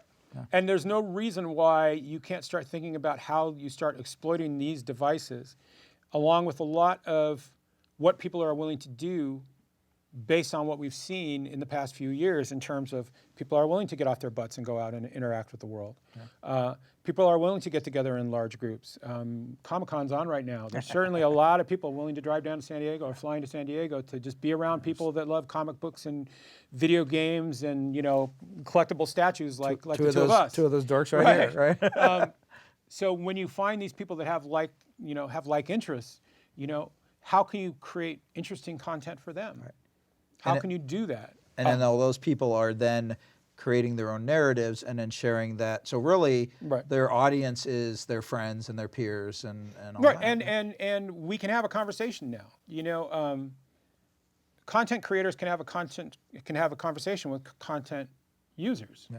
For better or worse. And it becomes but it could become a back and forth thing. So, you know, emergent storytelling is a big part of where people are headed, where you're providing basically the structure of a story, but letting the story sort of happen once it sort of makes contact with an audience. And we had that happen many times in Ingress. One of the most famous things that happened in Ingress, we had a character named Clue. We, i.e. us, Flint and I and Raza, decided that Clue was going to switch allegiances and become Resistance. And so we did this whole story thing, and I took her actually to the alleys of Burbank, and we shot a whole video with Clue becoming Resistance, and she made this big announcement. And in Ingress, there are two sides. There's the enlightened and there's the resistance. And we don't treat them as good and evil. They're not bad guys and good guys. It's literally like two political opinions, right? It's like two different points of view. And so the enlightened just went nuts. They were so mad at us because we had taken their favorite character away from them and made a resistance. And they were furious. Well, about a week later, we did this gag in Chicago where we had a character named Susanna Moyer who was the host of the Ingress Report, and she had this envelope of documents. And she took this envelope of documents and she dropped it and did like a spy dead drop in a park in Chicago. And we put out all these hints on where to find this envelope, which had all of this information and data about how we were going to drive this story forward for the next few weeks. Well, these enlightened agents got it. And they contacted us and they said, yeah, so we found your document. Screw you. And we're like, what, sorry? And they go, we're not going to open this and we're not going to interact with anything inside of it. We're not going to say what's in it. We're not going to share it, nothing. We got it and we're holding on to it. And we're like, they just literally grabbed our story and held it hostage. We had the whole story laid out for like the next 2 weeks, you know? And it's like, oh, what are we going to, right? And, right, and so, well, and then, so we kind of wrote them back and, okay, what do you guys want? You know? You're not just going to tell us this without telling us you want something. They said, we want Clue. and we went, oh, okay, what can we do here? So we said, okay, well, what if we give you the chance to get her back? Will you release the documents then? course. Okay, so we set up an event in Seattle in a day. I mean, we literally set it up on a Tuesday. Wednesday, we announced that we were going to do it. That Saturday, we set up an event in Seattle where we had this whole gameplay experience where we sent the actress up there. A bunch of our people went up, and they had like a little mini anomaly, and they fought for control of Clue. And they won. So the Enlightened got Clue back. So they released these documents. And for about a week and a half, they were the stars of Ingress. These 3 agents who basically did this became celebrities. Everybody on the Enlightened team knew who they were because they had basically brought their favorite character back to their side. It was one of the greatest storytelling experiences of my life because we embraced it. You know, it was like we could have said, you know, okay, fine, we just write around them, or we knew what it was. Hey, a second document has just been released in Los Angeles, and we could have easily solved the problem, but instead we decided to embrace the chaos of what we had created because it was our fault. We created this mess. Let's figure a smart way out of it. And the smart way out of it was to embrace what they wanted to do and let them become storytellers with us. You ended up loving the player. Right, exactly. Just to use your phrase. Yeah. And we did. We embraced the player and we said, you know what? Let's make them the stars here and see what happens. And it worked. And it was brilliant. It was brilliant. It was one of the best things we ever did. That's and so that kind of storytelling is sort of the next generation storytelling too. You know, are you willing to let somebody else play with your toys? Right. You know, and that's ultimately, I think, one of the things that creatives of all types, not just writers, but filmmakers and game designers and, you know, and people that are writing music and playwrights, you know, are you willing to let people become part of the process? Are you willing to let your fans play with your story? And if you are, how do you do it and how do you do it smartly? Can be huge. Yeah. Because when people are engaged, you got them. Right. Well, it's making that conscious decision to be comfortable with that. Right. Because I've seen lots of examples where creators have fought against it, and that's where you get into canon and continuity and things that sometimes are great, but also sometimes work against. Yeah, and it can be really hard. You know, like, you know, you ruined Game of Thrones because of the ending. Right, you wrote, exactly. You know, That's a perfect example. You know, if you take Game of Thrones for what it is and what it was, and you take it for the structure that it was working under, and you take it for the fact that the guys that basically created the show had kind of reached the point where they were beyond the books, and they'd been doing it for almost 10 years, and they were burning out, and they said, hey, we want to wrap this thing up. You can look at it and go, you know what? For what it was, awesome. Yeah.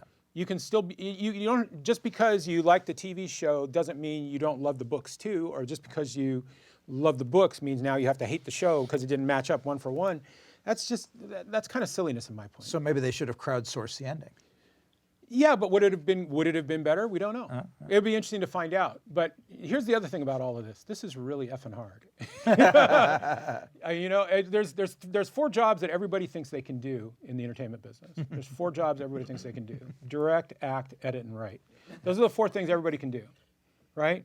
I never meet anybody that comes up to me and says, yeah, I'm a really great gaffer. Never hung a light before. But man, can I light. I'm a really great gaffer. But everybody will come up and tell you what a great writer they are. I don't know how many great writers I've met at Starbucks, both behind the counter and working on the screenplay they'll never finish. But this is really, really hard to do, okay?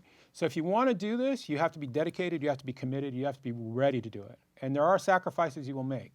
I tell everybody the superpower that I have is that I make approved deliverables on time. That's my superpower, right? That's the difference between me and 99% of creatives in the world. It really is. You know, so be that person you can count on. Be that person that you can tell somebody you'll get it Friday, and you get it Friday. Yeah, make those deadlines. You have to make those deadlines. Yeah. That's you basically. That's the job. You know, and it's not always genius, but as long as it's always the best work you can do, you're fine. You're going to find it's always going to work. But then when you add in this idea of letting other people play with your toys, letting other people into that mix, that's where you have to do the second thing. What's one of the hardest things about being a creative is you have to be willing to park your ego, right? Okay, and if you write, you better be able to park your ego, because 5 other people are going to rewrite your stuff, okay? And then a producer's going to come and he's just going to pee all over it just because he can, okay? Okay, that's just the way it works, okay? And if your ego can't take that, just find something else to do, okay? So I would say the same thing about, you know, be comfortable enough to park your ego when other people are wanting to jump into the mix. There's nothing that could be more complementary to your work than somebody wanting to take part of it and make it their own or play with it. It's the best. It's the best. Yeah. What better compliment can you get than I like your stuff so much I want to be a part of it and I want to play with it too. So that's that would be my other big thing. But yeah, I love the future of storytelling where it's not just the storyteller, it's sort of the storyteller provides a framework and the community and the storyteller working together creates something bigger and unique. Yeah, that's great. Yeah. So, final question is, what is next for JZP? So I'm continuing to do the Jurassic World project. I am working on a new, as yet unannounced game, which hopefully will be announced very soon. It's pretty cool, and it's based on a big license. I'm also developing a really kind of interesting property that's set in the, you could say it's in the zombie universe, but it's a really unique and interesting take on that. So those are the immediate future. And then next year I'll be working on hopefully a new project, a new next generation title for the upcoming Gaming Xbox. systems. Oh, yeah, okay, cool. So that's great. yeah. So, first of all, thank you so very much. We're going to let you guys ask questions, but let's give a big hand for John Zuur Platten, a master of game design. Yay, yay me. All right, who has some questions for John? Yeah, fire away. Yeah, use the mic, please. Yeah. So we can record you. Hi. So, two questions. One quick one about Pokemon Go. Yeah. There was April Fool's joke on Google Maps. That is correct. Yeah, so about catching Pokemon, becoming a Pokemon master. Was that sort of the pitch for Pokemon Go, or was Pokemon Go already in development when they made that April Fool's joke, or what happened exactly? The April Fool's joke basically is what motivated Pokemon Go to happen. Awesome, cool. That's what I figured. Just The cool executives at Nintendo and I think it's Monsters that control the Pokemon license. Game Freak. Yeah, we're all massive Ingress players. Oh, awesome. They were all like level 8 agents. So John didn't need to do a lot of convincing. They were pretty much sold on the idea. That's really cool. Okay, now an actual relevant question. Yeah. For writing, I've always heard restriction breeds creativity, but as a writer, which is easier for you to do? Just go in and not have any direction, just be like, we need a game, write us something, or to say, we have a extremely structured plot, here's the characters that you can use, write this plot out for the characters. Maybe not which is easier, but what are the pros and cons of each? Yeah, it depends on each project. Like some project will like say, here's the box we have, stay in this box, right? Here are the parameters. Sometimes you'll get a game where they'll say, could you just throw some dialogue at this? Okay. But most times, most of the games that I work on, there's a dialogue, a back and forth conversation between myself and the design team, where we will spend a few days just riffing with each other. They'll tell me about gameplay they want to do. I'll talk with them about what I think would be really cool potential story beats or moments or set pieces that could exist within the narrative. And then from that, we'll sort of work through the idea of a structured design. Once that design is in place, then that's sort of my roadmap for the story. And then from that, I'll usually do multiple iterations of the story. I try and at least give people 2 or 3 rough overviews of how the story could go. And then we'll settle in on something that will either go to the licensor or will go to the decision maker. Once that's done, then I'm usually pretty much on my own to put it together. I don't really have a preference. Sometimes you can get an amazing amount of creativity out of being tied down in a number of ways and finding really creative solutions to make that box you've been trapped in really interesting and compelling. But when you have the freedom to just go and explore and try things and then sort of later pull it back, that can be really a really great experience too. You know, there's only 3 ways to create stuff, right? Okay, you can do additive creation, you can do reductive creation, or you can do transformative creation. Those are the only 3 ways you can create any idea. And so depending on where you find yourself at the beginning of the process, that sort of determines the kind of story you're going to write. But wait a second, I want to know what transformative is, because I know what the other two So are. transformative would be taking a failed screenplay and turning it into a musical, i.e. Wicked. Gotcha. So Wicked was a sequel to The Wizard of Oz. It never got made as a movie, but it became Recontextualizing. recontextualized, and it became, one of the greatest theater experiences of all time, one of the greatest musicals of all time, because it was transformed. It started as one thing, became something else. So that's the way you can create. There's really no other options to you. So when you're faced with a challenge like that, are you in a situation where they've given you too many ideas and you have to now start cutting back to find the essence? Or are you in a situation where there's nothing there and you have to start building? And both processes can be challenging and rewarding. Awesome. Thank you. Yeah, you got it.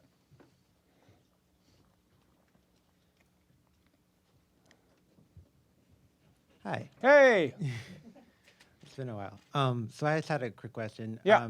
You get a lot of work done, for studios and such, and I was always kind of curious, what sort of work would you do for yourself, like in your hobby-wise, on your own time?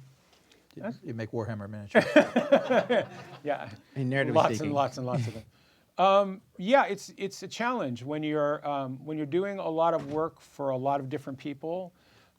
It's really hard to motivate yourself to sit down and do something you're passionate about. One of the projects that I'm actually pitching at Comic-Con is a project that I created that I've been passionate about for a few years now.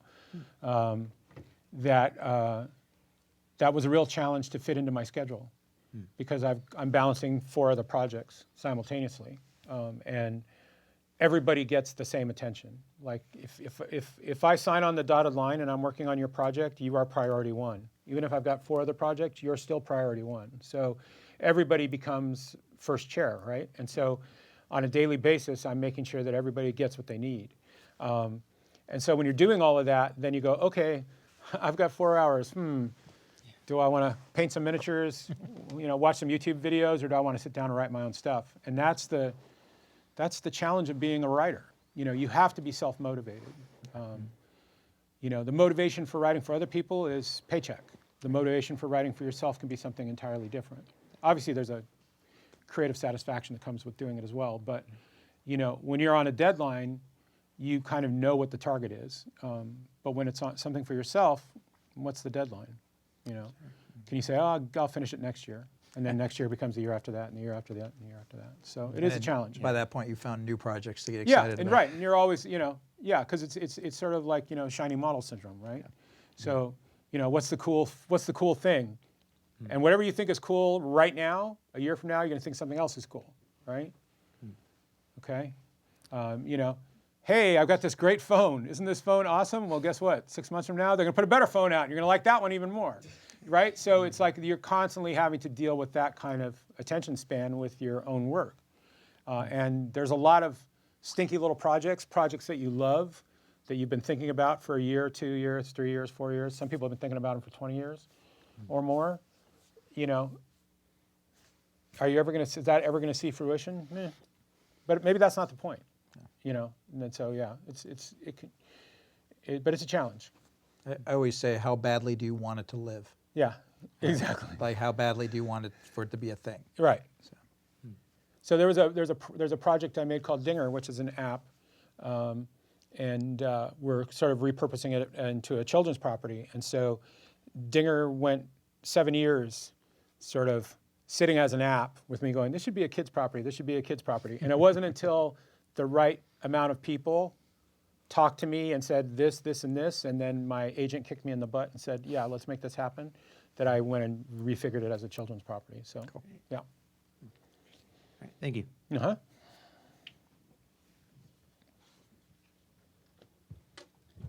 Hi. Hey. Okay. Here's my question. When do you think it's appropriate to have a cutscene or like a gameplay segment for storytelling? Yeah, I mean, it's a good question. Like, when do you break the flow of gameplay to tell story? And how do you do that, right? So cutscenes can come in a number of different flavors, whether they're setting up action, paying off action, providing some piece of unique information, advancing the plot of the story, revealing a new location to the player. There's all kinds of things a cutscene can service. Generally, I like cutscenes to be used judiciously and really when they're only absolutely necessary. I'd rather have the story be told in the action as much as possible. And you can get a lot of story out of the characters interacting with each other without having to resort to, now we cut to the San Francisco Golden Gate Bridge blowing up. But there are times you want them. So it really just depends on your story. In film, there's a general rule of film when you're writing for a feature or television, is you show it, then you say it. So basically, if you ever take a screenwriting class, every screenwriting teacher will tell you the same thing. If you can show the action rather than talk about the action, then show the action, because film is a visual medium. In gameplay, I would say play it, then show it, then say it. So where gameplay can lead in driving narrative and story, that's where I would go first. Now, if I may, I used to say, cutscenes should only be used for kissing and explosions. Either very intimate, close, quiet scenes, or the loudest, noisiest, messiest things that are too hard to do with the game engine. Yeah, I mean, I can definitely see the value in saying that. I think it depends on the game. Right, of course. Right, so if you have a very story-driven experience like the Telltale games for Walking Dead or like A Plague's Tale, if you're doing a game that is really about the story as much as about anything else, then I would disagree. But for the most part, yes, I think that's a pretty wise way to look at it. Does that help? Yeah, that helps a lot. Thank you. Cool, you got it.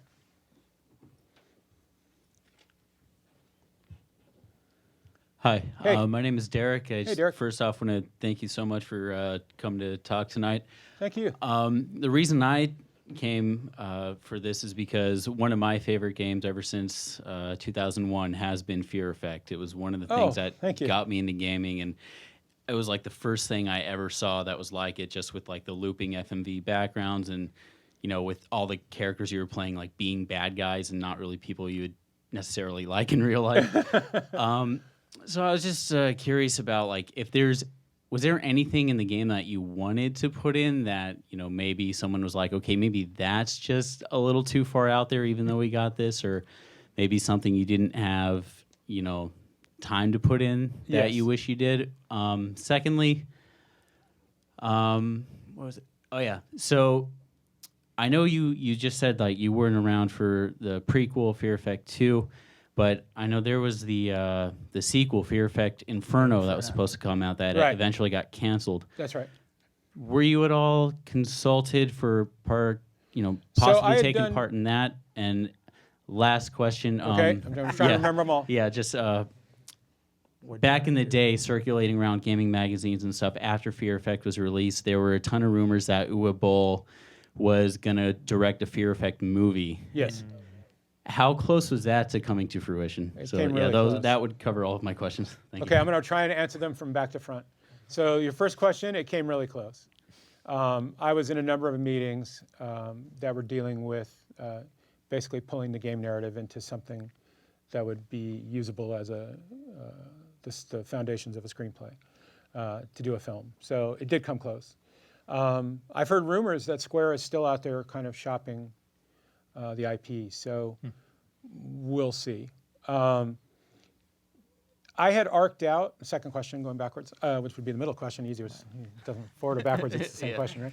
So, but I had arced out a number of storylines for continuing the Fear Effect property forward beyond the original game, but I left Chronos right as the end of the original game, right after the original game came out, to start working on another project. So they used some of it, but obviously made it their own in terms of where they went with it. There were things they did in Retro Helix that I would not have done with the character if I was there. But again, those are creative choices made by creative people, and we live in a subjective universe where there's no right or wrong. There's just different opinions. So there are things I would have done differently with the story, but I think what they managed to pull off was pretty cool. In the first game, to answer your first question, in the first game there were a number of things that I wanted to do that really pushed the envelope in terms of the sex and violence. I felt like once we had sort of kind of crossed that line, I wanted to see how far we could go with that line, as long as it made sense for the story to do it. And so I had Hannah actually seduce the god of hell. Oh, So Yin La Wang. basically, the way she defeats him is she actually uses her wily charms on him, and he falls for it. He doesn't realize what's happening, and it had so little to do about sex and so much to do about her brain and how smart she was and how cunning she was and how good she was at reading a situation and taking advantage of it, which I thought for her character was such an essential component of who she was. Like to me, the best evil character, the best villain, and she's not a villain, she's sort of morally ambiguous, if you will. Flexible. Yeah, depending on how much you're willing to pay her. Her morality sort of adjusts depending on the paycheck. But I've always found that the most interesting villains and the most interesting sort of characters, like hitmen and assassins and that, are not necessarily the ones that are the most competent with a gun or a knife. They're not necessarily the best marksmen, but they have a unique ability to survive any situation. They understand situations. They understand how to manipulate people and manipulate situations to their advantage every time. And that, to me, was the essence of the scene. But everyone else looked at it and went, "Oh my God!" So yeah, it didn't make it. A really good character like that in present-day storytelling would be a character like Jack Reacher is a good character for that. Whether you like the books or the movies doesn't matter. Whether you think Tom Cruise is too short to be Jack Reacher, I don't care. Well, in the books, Jack Reacher is 6'8" and 400 pounds and has shoulders wider than a, Audi. But Tom Cruise doesn't have that. But Tom Cruise does a really unique thing with the films in terms of, he has charm and he has wit and he has smarts. And if you look at his character for Jack Reacher, if you look at his character for Ethan Hunt in the Mission Impossible series, it's the same thing. Look at a lot of people that Ethan Hunt goes up against. Okay, they're better than him at a lot of what he does. But the thing he does better than anybody else, he's really smart at figuring it all out. He's really smart at being 2 steps ahead of you. Everybody else is playing checkers, he's playing chess. And that, to me, is what makes an interesting character. So that's what I tried to do with Hannah. Thank you. You got it. And thank you for being a fan of Fear Effect. Okay, this has to do more with recent internet discussion related to Pokemon in general, Okay. with how a lot of people are really starting to blame the success of Go for a drop in quality with the main console games. If you've seen what Let's Go and Sword and Shield look like, people are saying Game Freak are phoning it in and stuff now because they feel they don't have to try anymore because they're making so much money from Niantic's Pokemon Go and the soon-to-be release to even further take advantage of that, Pokemon Masters, if you've seen stuff of that. Yeah, so what I can tell you about that, I'll sort of talk in generalities if you don't mind. I just wanted to hear your overall thoughts on yeah. that and people's feelings on blaming on a game you worked on. Look, the entertainment business is a business with a lot of repetitive content that happens, right? So, somebody makes a really great first-person shooter, and then everybody jumps in with 20 first-person shooters. Somebody makes a great horror game, and then suddenly there's 20 horror games, right? You can see it with films, right? Somebody will make some movie that does well and is fairly successful, and then you get 20 more of those. It's just the nature of the business. Everybody wants to cash in on what they believe is happening at the moment. Well, before Pokemon Go came out, the big thing was virtual reality. That's where everybody was headed, and all of the investment money in the gaming space, huge chunks of it were in virtual reality. Right. Pokemon Go comes out, is making money hand over fist, and suddenly all the investors are going, "Hey, wait a minute! If we have a huge success on a VR platform, we maybe do 100,000 units if we're lucky." Pokemon Go is doing 500,000 Pokeballs a second. Right? I mean, what's happening here? Right? So all of the investment money went, brakes, and all started looking at augmented reality. And that's where you're starting to get all the augmented reality apps that everyone was looking at in the late summer of 2016, investing in. You're now seeing them come to fruition now. they're starting to land in the marketplace. So it's going to be an ongoing thing, and there's really nothing you can do about it in terms of the way the business works. Well, The other business, than look 5 years ahead. right? You try and see where the space is going next. So Scott has made some amazing board tabletop games that have done really well and been well recognized, well received by their audiences. Players love them, and he's gotten some awards based out of that. But ask Scott 10 years ago if he could have been making board games the way he can make them today, and I think you'd get a different answer. Why? Because of Kickstarter. Because Kickstarter fundamentally brought tabletop gaming and board gaming back to an audience. And now they're the hotness. So if you can create a really cool board game or a really cool tabletop game, you can have as much or more success than you could have making an app. If I was telling somebody today where to put their money, making a card game or making an app, I would 100% say make a card game. Because your cost of entry is going to be that much less. You can Kickstarter it. If your game is interesting and compelling, go for it. So yeah, that's just the nature of the world, and it's unavoidable. So yeah, I hope that helps. A little. Best I could do. Yeah. Just ongoing discussion. Yeah. Interested in hearing somebody who's dealt with the game's thoughts. Yeah.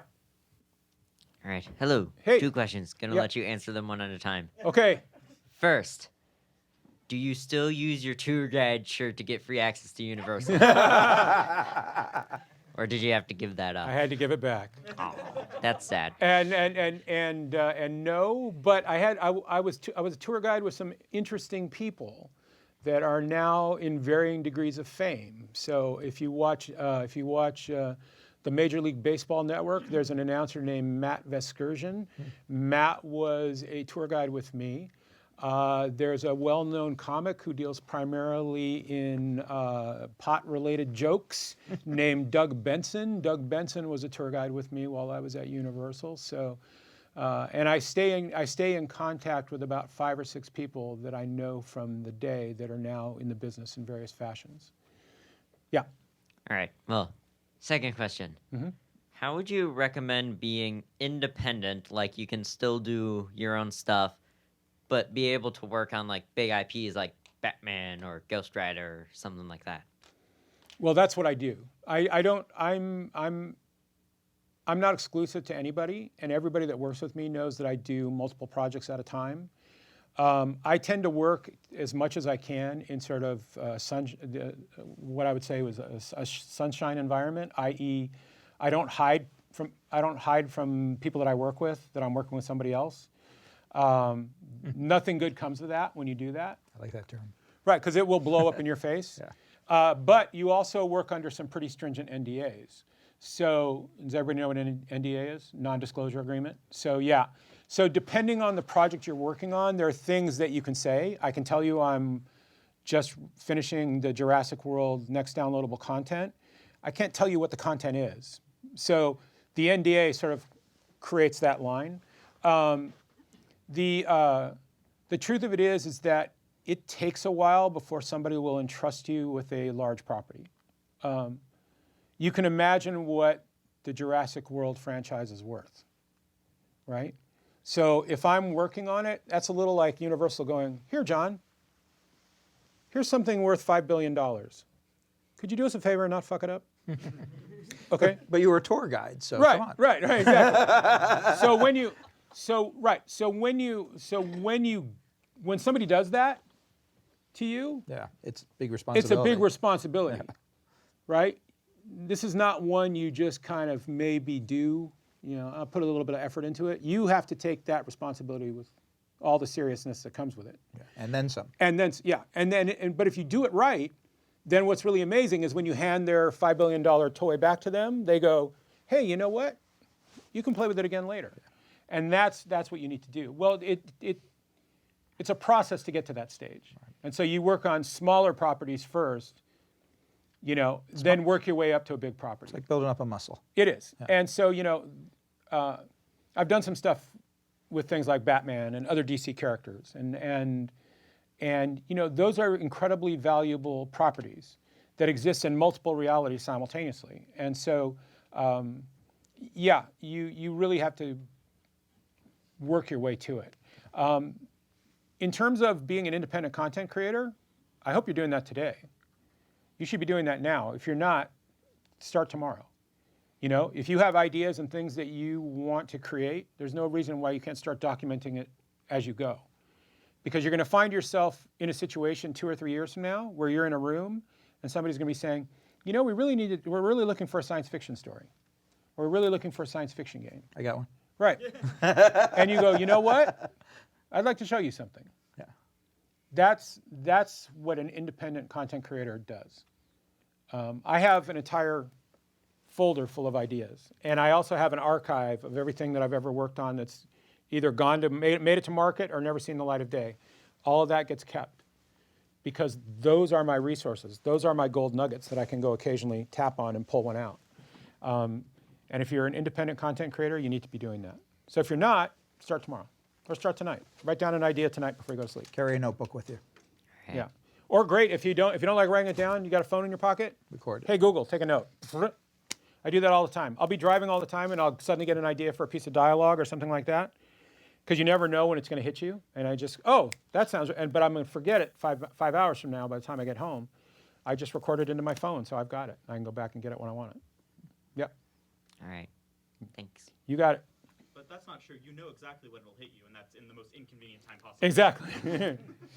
No, well, it's you know, everyone has a different process about writing, but my process is I tend to write it in my head before I actually get to the keyboard.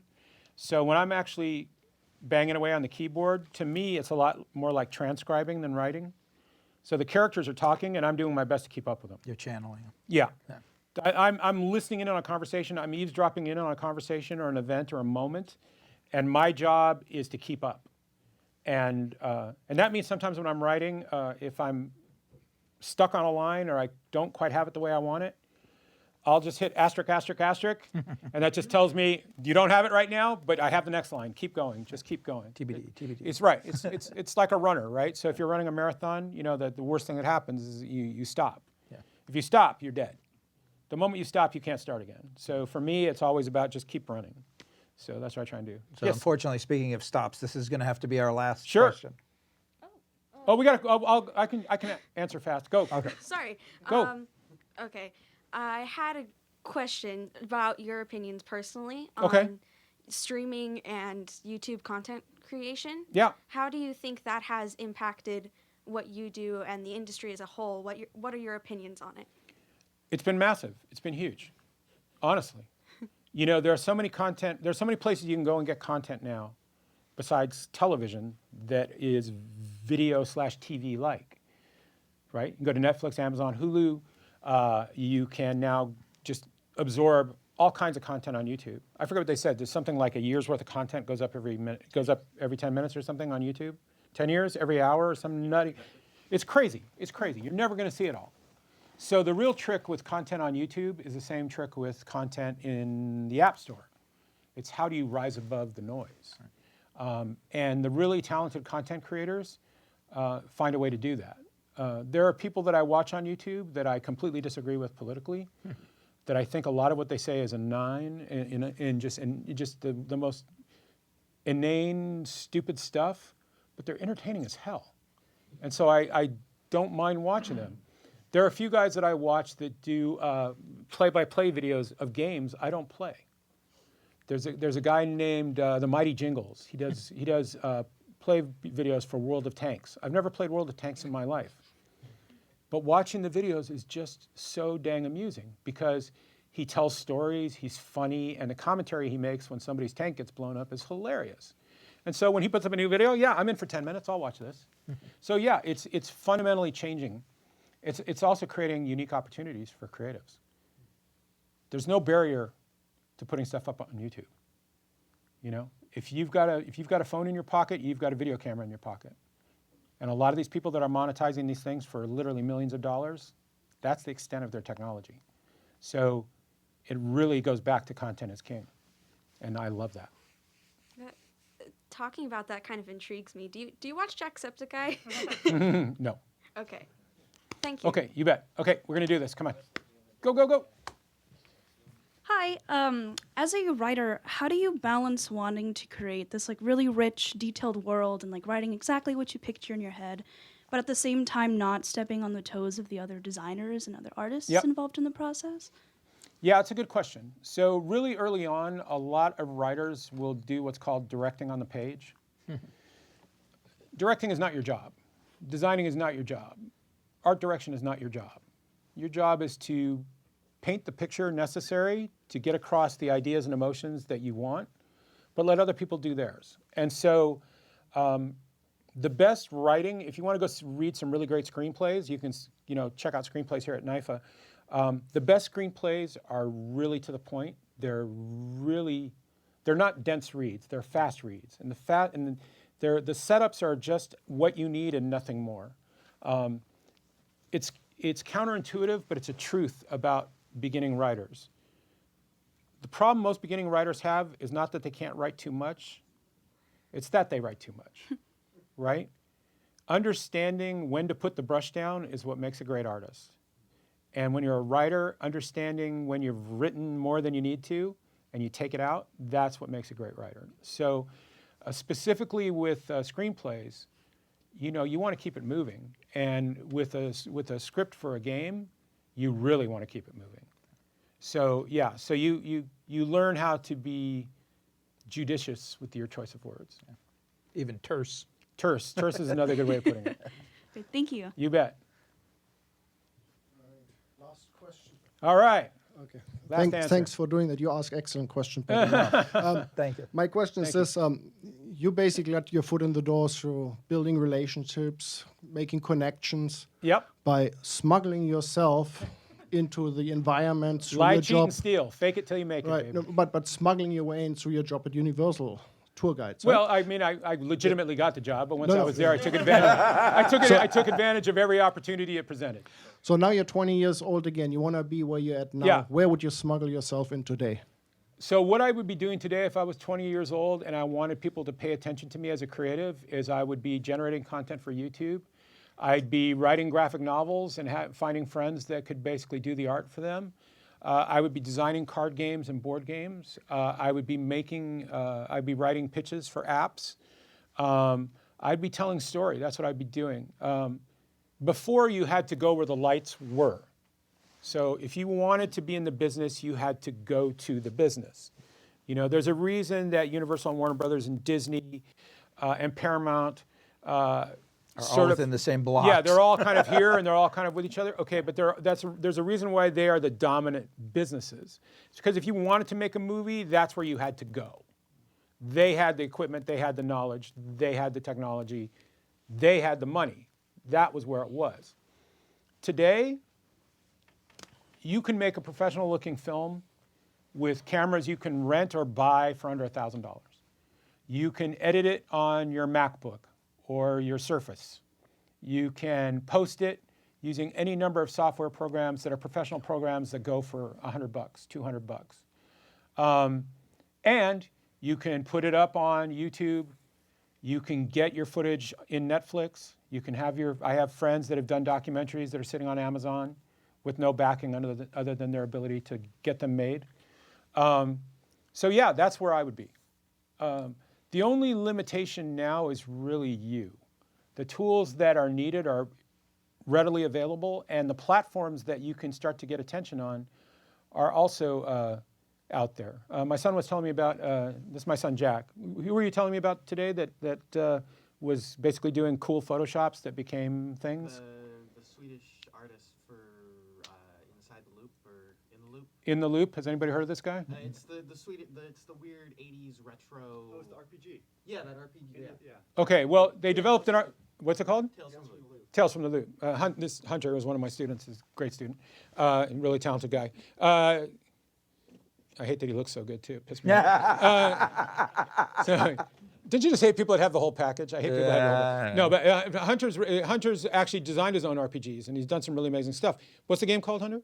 Past Personas and Prophecies. Okay, so good stuff. But specifically, the Swedish artist, people liked his art so much that some game designers said, "Hey, you know what? We should turn this into an RPG." Yeah. And now Jack just found out what? He's got a show with Amazon Prime. He's got a TV show now with Amazon Prime. Yeah. Okay, so how does that happen? Okay, that happens because there was a platform where he could share his art. And people looked at it and saw the art and said, hey, you know what? We could turn this into a game. And somebody that looked at the game saw, hey, you know what? We could turn this into a streaming television series. That's the way it happens today. And it would have never happened like that when I started. Well, and it's all about, like you say, the sunshine, right? It's putting yourself out there. Yeah. Don't be so secretive with what you're working on. Share it. Because the more you share it, the more people will see it, the more people get excited about it. And if you're lucky, like you had mentioned before, people will start doing things about it without, they'll say, hey, I have a comic book that's called Bedbug. And I've had a couple of people go, hey, can we have Bedbugs show up in our comic book? And I'm like, well, I'm not going to get any money out of these people, but they're my friends. So sure, as long as you don't kill or maim the character, I'm okay with it. And now I've had my characters show up in video games. I've had them show up in board games. I've had them show up in other people's comic books. The latest comic book he'll be in, the creator's being courted by Image, so my character might end up in an Image comic book. Absolutely. So there's things like that, right? So don't hide under a rock. Share your stuff. Show your stuff, because that's the only way that it's viral. Everything is viral nowadays. Yep. And treat it like a virus. Let it spread. Yeah, embrace it. And I tell everybody, and this is an old saying, but it's 100% true, which is, and you may have heard it before, is perfection is the enemy of the good. Okay? So if you're trying to make everything perfect before you show it to anybody, if you're wasting your time. Okay? There's never such thing as perfection.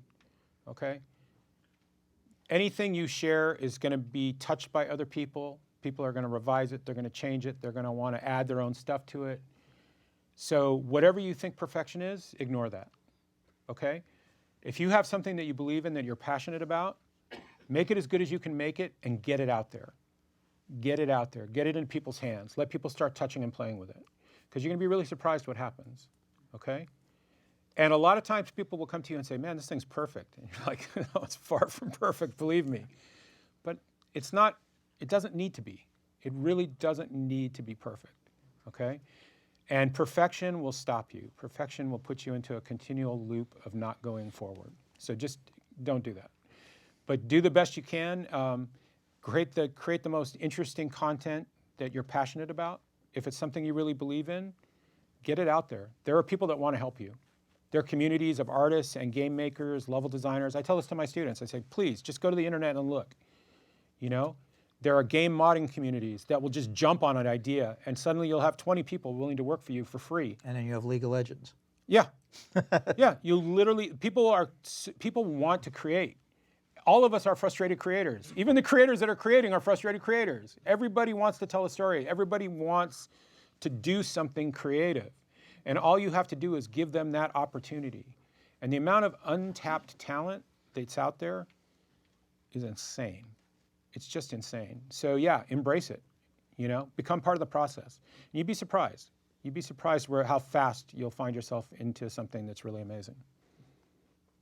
Just going off what you're both saying, do you ever find that, like, there are times where you want to be creative, but at the same time, just for whatever reason, you just sort of lose any sort of drive to, like, get anything out there? And, like, when that happens, is there anything you do that gets that drive going again, where, like, okay, I'm going to put something now and, like, get out of this rut? I wake up every morning thankful that I don't have to go to work, sit in a cubicle, and sell car insurance day after day. I get up every morning and I thank whatever being I thank that I get paid to do this. Right? I pull stuff out of my head. There's nothing, and then there's something. Right?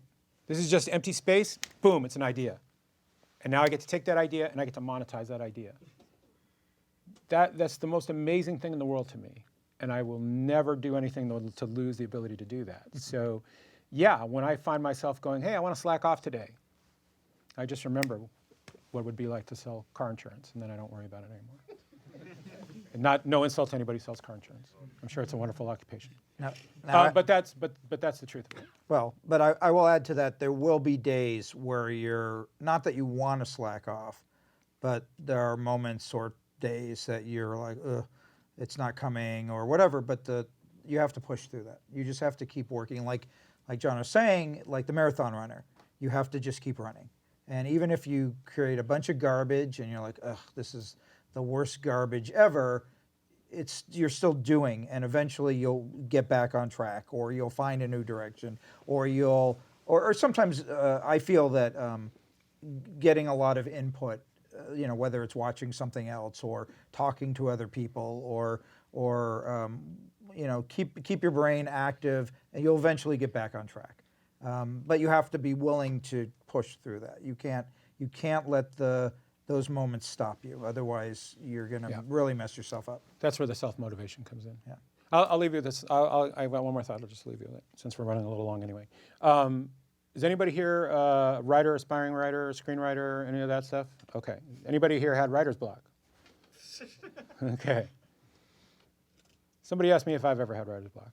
You ever had writer's block? No, never. And that's an honest statement. And I'll tell you why. Okay? To me, writer's block is an excuse. To me, writer's block is basically that. It's I want to slack off. And the truth of it is that if I can't crack an idea that I'm working on right now, I'll move to something else. And if I can't crack that idea, I'll sit down and I'll go, you know what? I'm going to write a story about my desk. And I'll spend 10 minutes writing about the stuff on my desk. And I'll write about that cup, and I'll write about that lamp, and I'll write about the experience I had at the breakfast this morning when I was at the diner. And I'll write about that. And 5 or 10 minutes of doing that, and guess what happens? I don't have writer's block anymore. Okay? It's really just the truth of it is that, if you understand the craft and know how to do it, you can do it. Okay? Okay? I can tell you, I've got a lot of people that I know that are writing the great American novel and the great American screenplay, and they've been blocked for 10 years. Right? Don't let it happen to you. It's a job. This is your job. Okay? Back to the car insurance salesman. The car insurance salesman doesn't get to sit in his cubicle going, you know what? I can't sell car insurance today because I got car insurance block. Why does that momentum work? They don't get to do that, right? Why does that consistent momentum work? Because what it does is it puts your brain back where it needs to be. Your mind needs to be fired sometimes to get back into that space. And I just 100% guarantee this will work for every writer that I've told this to. It works. Writer's block is really fear. That's what writer's block is. It's fear. It's fear that what you're going to sit down and try and create today is not going to be your best work. It's not going to be stuff. You don't know what you're doing. You're afraid. So what you do is go someplace safe. You go someplace safe and write that. Describe the room around you. Describe the relationship with somebody that's close to you. Describe and write about something that was really amazing that happened to you when you were a kid. And I guarantee 2 or 3 pages into that, or even half a page into it, your brain just goes, oh, okay, wait, you can do this. You know how to write. What are you worried about? Come on, let's get on with this. I've never had it not work. And so honestly, I take my work very seriously. I take it as a responsibility. I no longer have this mouth to feed, but I had this mouth to feed for a lot of years, right? So the thing is that that's my job, and I'm going to do my job, always. And so that's how I found a way to beat it. It's confidence. It is confidence. It builds that confidence back up, but it also puts you back in the zone. All the writers have been in the zone, right? Nobody likes being in the zone, and then a phone call happens. No one likes being in a zone, and then somebody says, hey, can you take the trash out, right? Right? It's the worst thing in the world, because you're in the zone. All is having a sudden need to use the restroom. Right.